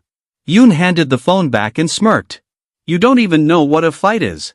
A real fight is back and forth, give and take. The scene shifted. Level 30 dungeon, Dark-Horned Hogs. Massive beasts with electrified rhinoceros-like horns stood before Yoon, growling. He was panting, clearly worn out. If I get hit by that thing, I'm done for, he thought. But that horn, he could tell. It was valuable. Many had probably died here just trying to get it. And I'm running out of mana. He grimaced. Damn it. I used too much of Eye of Reversal on Minsu. Somewhere nearby, Minsu sneezed. Yoon quickly pulled up his stat screen and dumped all his bonus 453 points into mana. That's better, he thought, feeling energy return to him. He cracked his knuckles. Alright, let's try this again. And he charged straight at the herd of lightning-charged hogs. The dark-horned hogs snarled and rushed toward Yoon. In response, he activated his armor and grabbed one of the beasts by its electrified horn. With brute strength, he swung the hog and slammed it straight into another charging behind. Both crashed to the ground with a heavy thud. Yoon blinked. Ha! The horn didn't break? A slow, wicked smile spread across his face. So this is why these guys are so damn expensive. The hogs cried out, stunned and pinned. Yoon didn't waste the opportunity. He drew his dagger and began slicing at their horns. The system flashed. Dagger of Destruction. A dagger that drags both enemy and wielder toward destruction. Skills can be applied directly to the blade. He admired the weapon for a second. Now this is impressive. Yoon had applied armor reinforcement directly onto the dagger, and as he carved through the horn, the hog trembled violently. Yet despite the thrill, he muttered with disappointment, level 30, huh? Not living up to the hype. He drove the dagger in and finished the job. System notification. You have changed the future. You have acquired, Horn of the Dark-Horned Hog. A rare material that can be used to craft a legendary great item. Yoon held up the horn, grinning. Well, that'll fetch a good price. Not that I need it, my gear's already solid. System notification. All dungeon monsters defeated. The gate will close in 3 minutes. Satisfied with his haul, Yoon made his way to the exit. Later, lying on his bed with his phone in hand, he stared at the screen. Online forums were buzzing. News of someone clearing the level 30 dungeon had spread like wildfire. I don't even know how this stuff leaks so fast, he muttered. Then frowned. And these idiots are seriously annoying. How many level 32 gates are open around here? Minsu replied from across the room, there are only 2 in South Korea right now. Yoon rubbed his chin. Then Choi Chulsun will definitely go for one. Or, he might camp at the level 33 gate and wait for someone else to clear 32 first. Wait, are you saying you're going to level 33? Minsu gasped. Are you playing mind games now? What mind games? Yoon replied, tilting his head innocently. Minsu pointed at him. If both you and Choi Chulsun go straight to 33 and no one clears 32, it's a stalemate. What then? Suddenly, both of them froze as a new system alert flashed across Minsu's screen. Dungeon notification. Level 32 dungeon cleared, Gargoyle's Domain. Cleared by Poison Choi Chulsun. Meanwhile, in the thick of a jungle, the gate to a hidden dungeon shimmered. Several men stood outside, each one armed and tense. One of them, gripping an SA2 cylinder, muttered, if his strength is really over 1000, then using this drug is pointless. A girl nearby scoffed. Do you really believe that nonsense? That kind of stat is just propaganda meant to scare simple-minded grunts like you. A man clad in golden armor growled, I didn't say I was scared. Shut up. Another man asked the leader, Master, do you really think SA2 will work on someone like Yoon? He supposedly kills monsters with a flick. Joey, or Poison Chulsun, stood with a smug grin. Even if his strength is over 1000, it doesn't matter. Our plan doesn't rely on fighting him head-on. A brown-haired man nearby scoffed. You seriously think Lee Yoon lied about his stats? I'm not the one fighting him, am I? But if his stats are legit, if he really does have 1000 plus strength, he might be able to fight the Black Ogres even after they've been hit with SA2. Another man shivered. Once SA2 is injected, all monster stats get multiplied by 24 for a full day. Even if Yoon's that strong, there's no way he can handle 10 Black Ogres juiced up on that stuff. The brown-haired guy nodded. Exactly. We'll let the monsters kill him and then loot his corpse. Clean, easy, and bloodless, for us. Joey turned to the group. Let's move. They stepped into the dungeon. Joey held up a hand, several ogres loomed nearby. Hold, he whispered. They all ducked behind a massive rock. Joey removed the pin on the SA2 cylinder and released the vapor into the air. The ogres snorted and roared, the drug quickly taking effect. Each monster's muscles swelled grotesquely. Their veins bulged with power. They let out guttural howls that echoed through the cave. Joey grinned wide. Lee Yoon should be here in a few hours. We'll lie low and let the ogres do the dirty work. When SA2 wears off tomorrow, we'll collect what's left of his corpse. Near the portal, Yoon and Minsu stood in silence. The forest around the gate was unervingly quiet. Yoon narrowed his eyes. Too quiet, he muttered. They've already used SA2. Just then, a system window popped up. System notification. You have changed the future. Bonus stat, plus 0.1 awarded. Yoon blinked but didn't react to the alert. What really caught his attention were the scattered footprints on the dirt trail in front of him. TCH sloppy, he said, frowning. And these guys are supposed to be Korea's #1 guild? Minsu looked uneasy. Boss, if the Black Ogres are under SA2's effect, they'll be amped for 24 hours. Shouldn't we come back later? Yoon shook his head. We already know what they're planning. If we act now, we might be able to turn it against them. If we wait, they'll change the plan. Opening his stat window, he dumped all his bonus points into stamina without hesitation. As he walked toward the gate, he said over his shoulder, they're probably hiding somewhere nearby. You should vanish for now. Your face is known to the guild. Minsu nodded. Ah, right.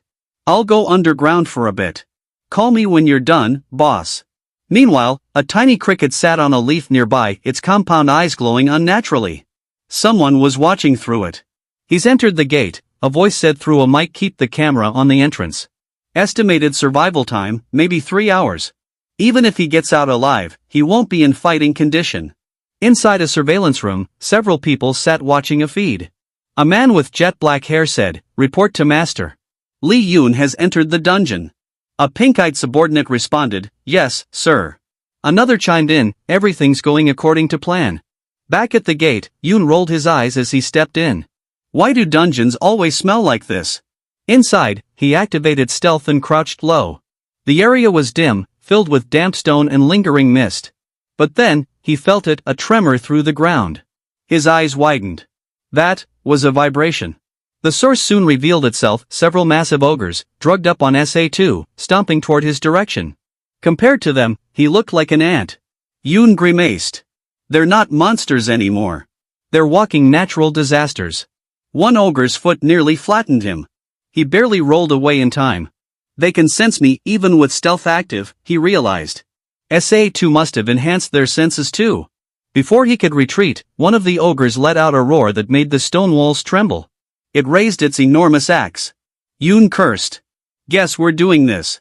He activated his armor skill, the arcane plates snapping over his limbs. The ogre hurled its axe at him with blinding speed. Yoon barely dodged it, feeling the wind slice past his face. That was irrational, he muttered. They throw their weapons now? Narrowing his eyes at the axe-wielding brute, he said calmly, "You'll be my first." He triggered his petrify skill, stunning the ogre for a split second. That was all he needed. Dashing forward in a blur, he slashed one ogre's leg with his dagger, then spun around and buried the blade deep into the joint. The limb tore apart with a sickening crunch. Now this feels fair, he grinned. Before he could celebrate, another ogre charged and slammed him with a club-like fist. Yoon crossed his arms and blocked, but the sheer force sent him flying. He flipped midair and landed on one knee, sliding back. "This is insane," he muttered. The ogre lunged again. Yoon jumped, narrowly dodging another wild swing. Then, shockingly, all the ogres began hurling their weapons at him in unison. Axes, clubs, and blades tore through the air. Yoon spun, slid, and vaulted over each one in a deadly dance of reflexes. As the final weapon flew past him, he stopped and stared at them.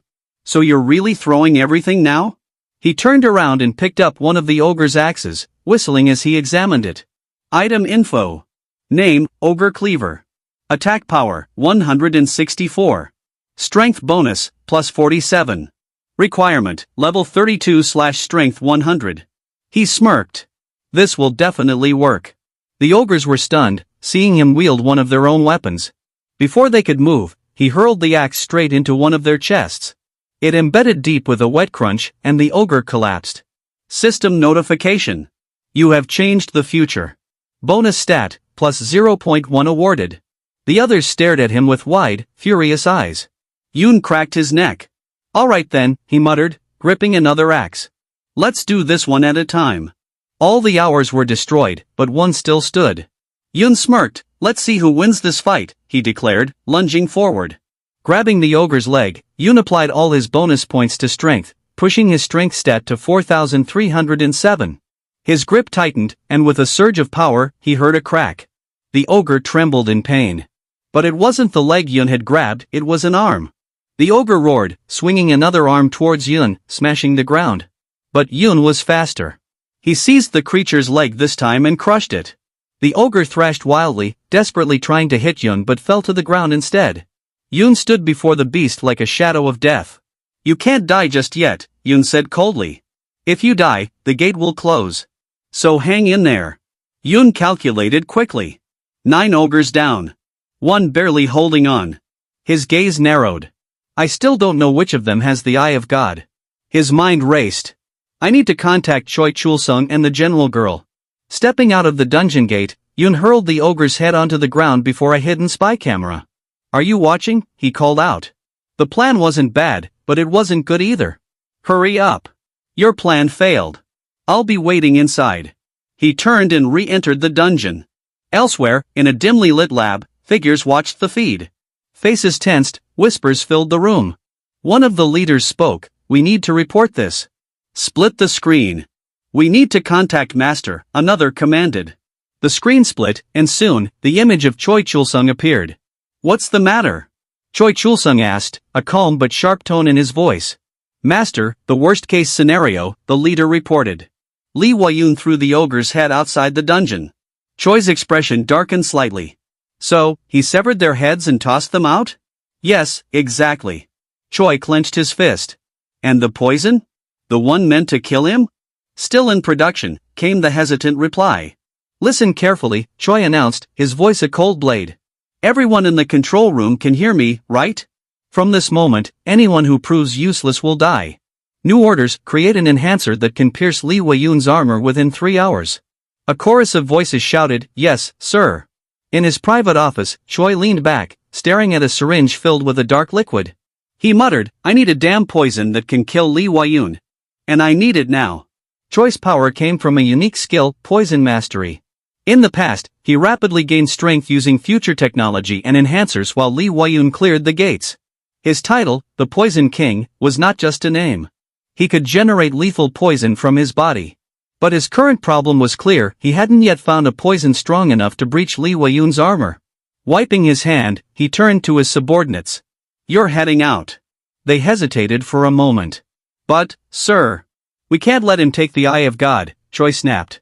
The one in golden armor stepped forward. "But how do we stop him?" "You have 2 hours," Choi stated. "If any of you are captured, kill yourselves. Do not let him extract information. If you succeed, I will ensure you are remembered as heroes." Back in the dungeon, Lee Wayun stood among a sea of ogre corpses. More ogres materialized before him. He chuckled. "Cute," he muttered. One ogre lunged, its massive fist crashing down. But Wayun dodged with ease. "If I kill them, they respawn. This is starting to feel like a chore." He struck one lightly, but even that killed the creature. "It's hard to control my strength," he thought. "Maybe I should just ignore them." Suddenly, a system notification appeared before him. "Maximum number of players has entered the dungeon." Wayun's eyes sharpened. "They're here." 4 figures entered the dungeon, Choi Chulsun's elite underlings. Lee Wayun stood calmly as the 4 underlings of Choi Chulsun entered the dungeon.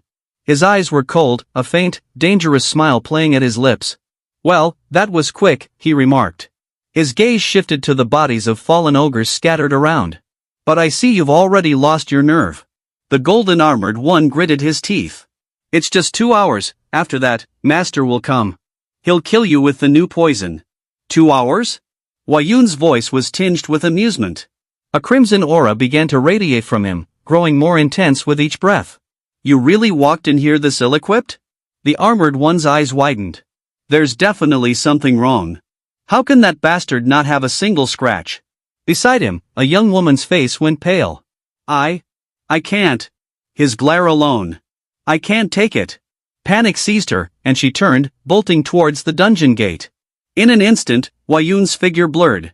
He reappeared before her, his hand gripping her throat. "Running? That's rude," he whispered. With a single, fluid motion, he snapped her neck. The remaining 3 stood frozen in shock. What? "It's more humane this way," Wayun said calmly, letting her lifeless body fall. His gaze returned to the others. "Are you 3 going to put up a better fight?" The golden armored one's hands trembled, but he steadied himself. "We can hold him off. We just have to survive 2 hours. Then we'll be heroes." His voice tried to be strong, but the fear was clear. They activated their system spaces, weapons appearing in their hands. But Wayun's mocking smile didn't waver. "Heroes? That's rich." In a heartbeat, he lunged, his form a crimson blur. The next thing they knew, 2 of them lay broken on the ground, their bodies twisted and motionless. But Wayun calmly raised his hand and activated Eye of Reversal. As he invoked the skill, "Poison Enhancer, interesting," Yoon said, noticing something on his screen. "That drink Choi Chulsun consumes is poisoned." His eyes narrowed as he observed further. Back in the spider nest, Minsu took a few steps back, realizing something. "He's using an enhancer from the poison spider, it can kill someone in seconds." Picking it up, he muttered, "I'll see for myself." Watching this, Wayun questioned, "What exactly are these enhancers?" Still holding the armored man's throat, he added, "You know what happens if I apply just a little more pressure, right?" Trembling, the man finally broke. "It's a liquid. It alters our master's poison based on each monster." "Ah, now it makes sense," Yoon said. "An enhancer that transforms poison limitations into a lethal weapon. Impressive." Then, Wayun focused again. "Let's see more." He watched another memory, Choi Chulsun yelling, "When will the armor-piercing enhancer be ready?" "We're working on it," someone in the poison lab responded. "Too slow," another voice snapped. Even Yoon was a little stunned but couldn't help smiling. "An enhancer that can pierce my armor, interesting." The golden armor soldier looked horrified. "So Choi Chulsun's poison can't melt your armor?" Yoon nodded. "Let's see if you know the location of the Eye of God from your past life. You understand what I'm asking, right?" The armored man growled, "You're just a low-tier trash. Why should I cooperate? Yoon replied. This dungeon belongs to the General Guild, the man warned. Be nice and we might let you live. Yoon was momentarily silent. He observed the memory, seeing himself attack others while alternating between stealth and armor. There's nothing about the Eye of God, he thought. Maybe it's time to test this technique. Where is Choi Chul-sung? He asked. Why isn't he with you? The armored man cried, please, spare me. There's no way you'd tell me willingly, Yoon said coldly, before snapping his neck. Now, it's time to extract Choi Chul-sung's memories. Meanwhile, some ogres stirred and lifted corpses off the ground. Yoon observed the scene. At least they won't trouble me anymore, he muttered. While scavenging through the bodies, Yoon suddenly felt something.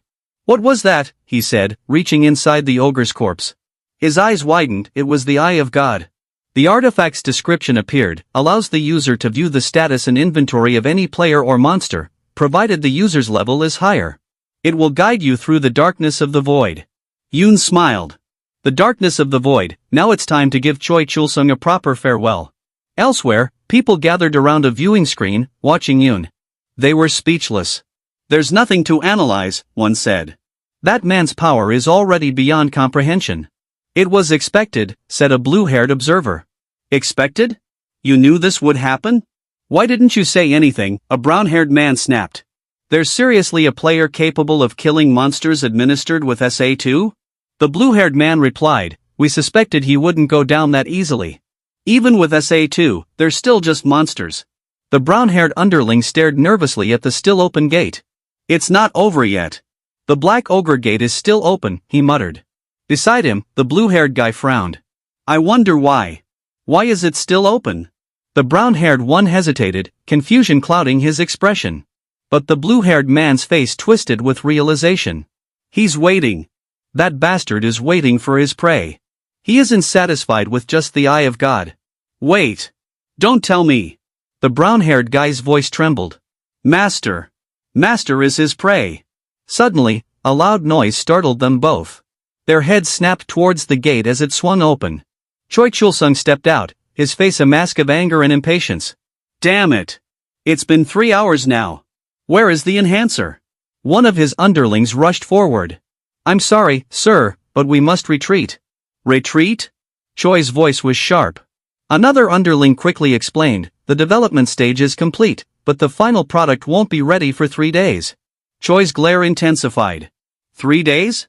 If he takes the unique class skill from the level 51 Golem Gate, we will never be able to defeat him.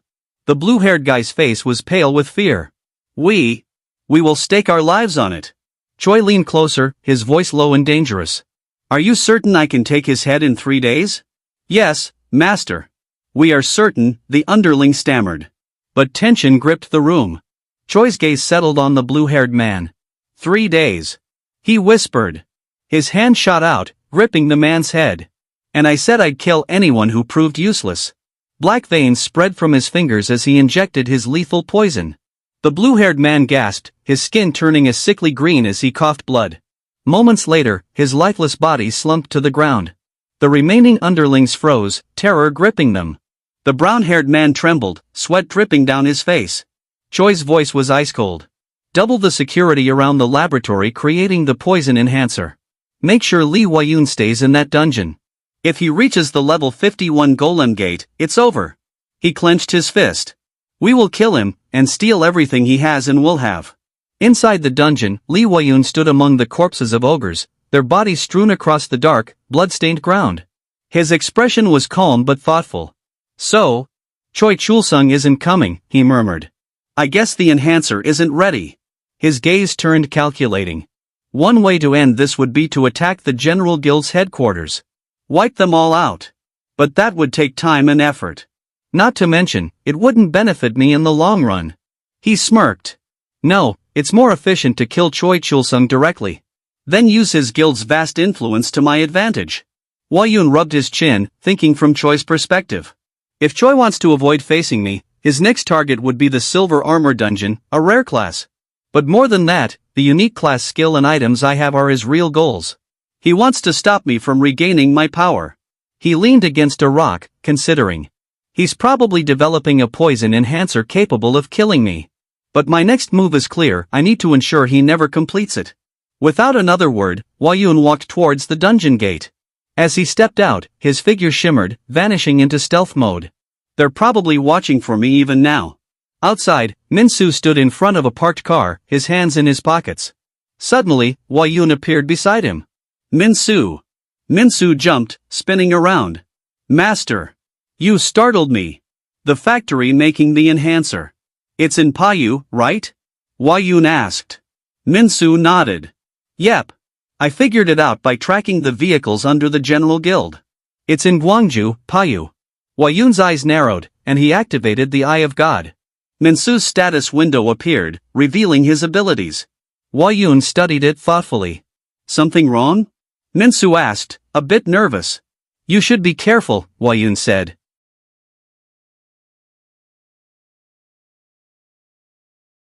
Min-Su began, but Hua Yun ruffled his hair, smiling slightly. You need to get stronger, he muttered. Min-Su's face lit up. I knew it. I knew boss would get the Eye of God, but to actually see it. Hua Yun's smile faded slightly. Remember, I am the one destined to stand above all others. Min-Su blushed, embarrassed. Stop it, boss. Anyway, where exactly in Payu is that factory? Hua Yun asked. I can take you there now. I even got a car for us, Min-Su said proudly. When did you buy a car? Hua Yun raised an eyebrow. When you were still in the dungeon. I used the money we got from selling the ogre horns. Min-Su grinned. Let's go, master. As the car sped down the road, Hua Yun checked his status window. A small notification caught his attention. Bonus points, 2,053. Over 2,000 points. That's new.